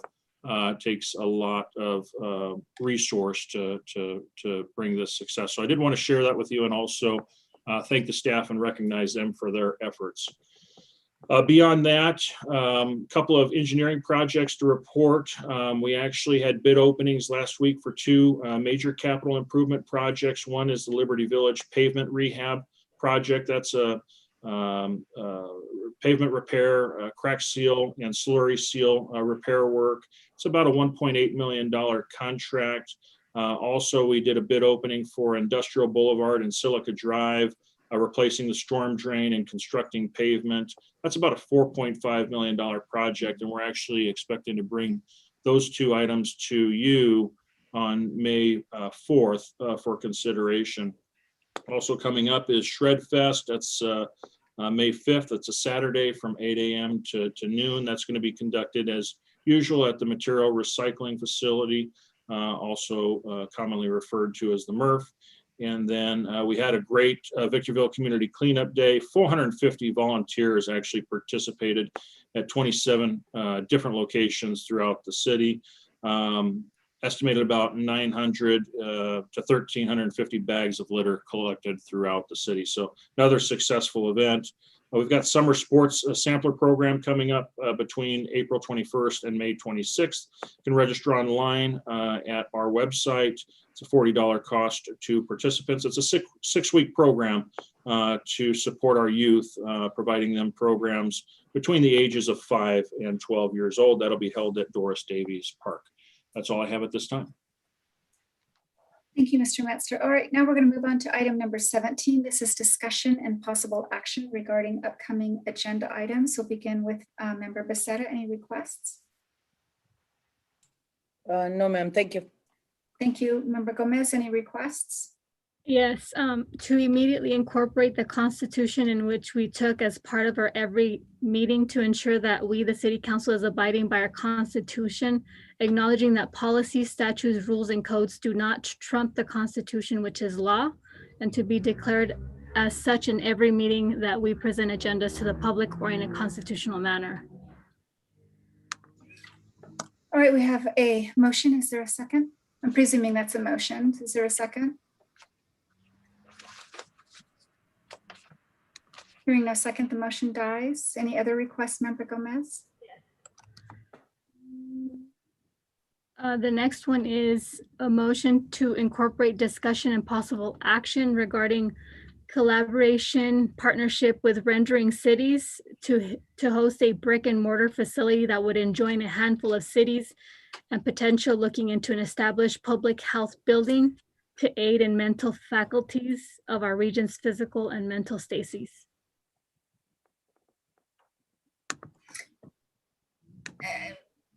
Presuming that's a motion, is there a second? Hearing no second, the motion dies. Member Gomez, any other requests? Yes, the third motion is to incorporate closed session cancellation notices and or agenda items as prescribed by law for noticing purposes along with the 6 p.m. notice of agendas. So before I ask for a second on that, Mr. DeBortnowski, are we doing anything contrary to the law as it relates to cancellation of closed sessions? We notice it in accordance with the Brown Act. Okay, we're going to move on. Do you have any other requests, Member Gomez? No, that was it. Thank you. Mayor Pro Tem Irving, any requests? No, ma'am. Thank you. Thank you. The chair has no requests. And now we're going to move on to item number 8, which is reports from council members, and just gently reminding the council members, because it's the second time that our policy has been made very clear to us as what the purpose of this item is. We'll begin with Member Becerra. No reports at this time. When I attend the first JPA meeting, I'll let you know what happened. Hopefully it's a Thank you. Thank you. Member Gomez? Yes, I'm involved in many different venues that affect our community's policies as a legislator, and I attend most of them in the faithful effort of acknowledging that I'm doing good to the benefit of the general public. So some of those are, I've attended the air quality management meetings as an audience member and definitely use my voice to bring forth our community's concerns when it comes to air quality and any regulations that might seem superfluous or probably complex in terms of the layman's terms. And also the importance of being participatory with what's happening in the region. It's a very large region. We know they meet on the fourth Monday at 10 a.m. And as they say, their motto, attending for clean business or for clean air is everyone's business. I also attended the weekly meeting in partnership with Tri-County Group Coverings, which covers the county of San Bernardino and Riverside, among other counties. Here we discuss policies, events, and concerns that governs our regions and plan on events in collaboration to further the cause of public welfare for our communities. I've also been participatory in the solid waste discussions and how various incoming bills may, from the local perspective of a legislator versus the state legislation, affect our communities. We've discussed advantages and disadvantages that are common issues to the city, the state, becoming more educated, and things that impact the anticipated rate increases, which we're going to do here shortly. I also participated in meetings such as the Latina Conference. I also went to the Chicano Latino State Conference, the NALEO Conference, the state caucuses such as the senior ones, the ones for children, Asian Pacific Islanders, amongst many other different caucuses that really integrate culture consciousness. I've also been a part of the different organizational movements that we have that are small meetings around the city of Victorville. And there's so many of them that I'm just going to stop and just let you know that I'm very involved in the community. Thank you. Thank you, Member Gomez. Welcome. All right. So as Mr. Metzler mentioned, I attended the X-Quadrum ribbon cutting, and I don't know if there can ever be another ribbon cutting that's going to top that one, because it was Sorry, literally- Mayor Jones, you skipped me, but I don't have anything. Did I? You did indeed, and I thought I'd just call you on it. You Procedural know, error. There you go. I do not get the gold star for the day then. Mayor Pro Tem, do you have any comments? Thank you. All right. So, all right, that said, all right, so X-Quadrum's ribbon cutting was literally an explosion and quite a sight to see. I think it just really goes to the creativity of this organization. I certainly wish to thank X-Quadrum for its very thoughtful and considerable contributions to our city over time. They're very involved in making sure that they're promoting talent within the high desert and making sure that our youth can bloom where they're planted and bring higher paying jobs to our high desert. So for that, many, many thanks. I also participated in the community cleanup day and the site that I was at. I'd like to give a shout out to my colleague, Member Gomez, who was known for the day as being the workhorse of the day. There were comments about making sure that Member Gomez had, enough water, because she was really filling up a lot of the bags, on her own. And I know that my husband picked up some of her bags in our Suburban so that she and other people wouldn't have to drag them all the way to the front. But Member Gomez literally was a workhorse that day, and Chair wishes to recognize her and thank her for that. Also had the pleasure of meeting a young man, not quite 16 years old, Chupi, who aspires to work in public works in Victorville, specifically to be a street sweeper. This young man, not quite 16 years old, takes the initiative to clean up his own neighborhood 1 to 2 times per week, which is quite remarkable and to be highly praised for sure.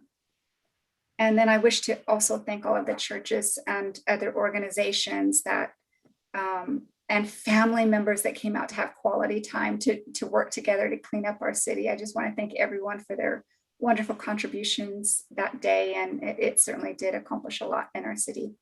So with that said, now Mayor Pro Tem, are you sure you have no comments? No reports? I am certain, All right. 100%. Okay. Thank you, Mayor Pro Tem. With that said, the business for this evening is concluded and this meeting stands adjourned. Good evening, everyone.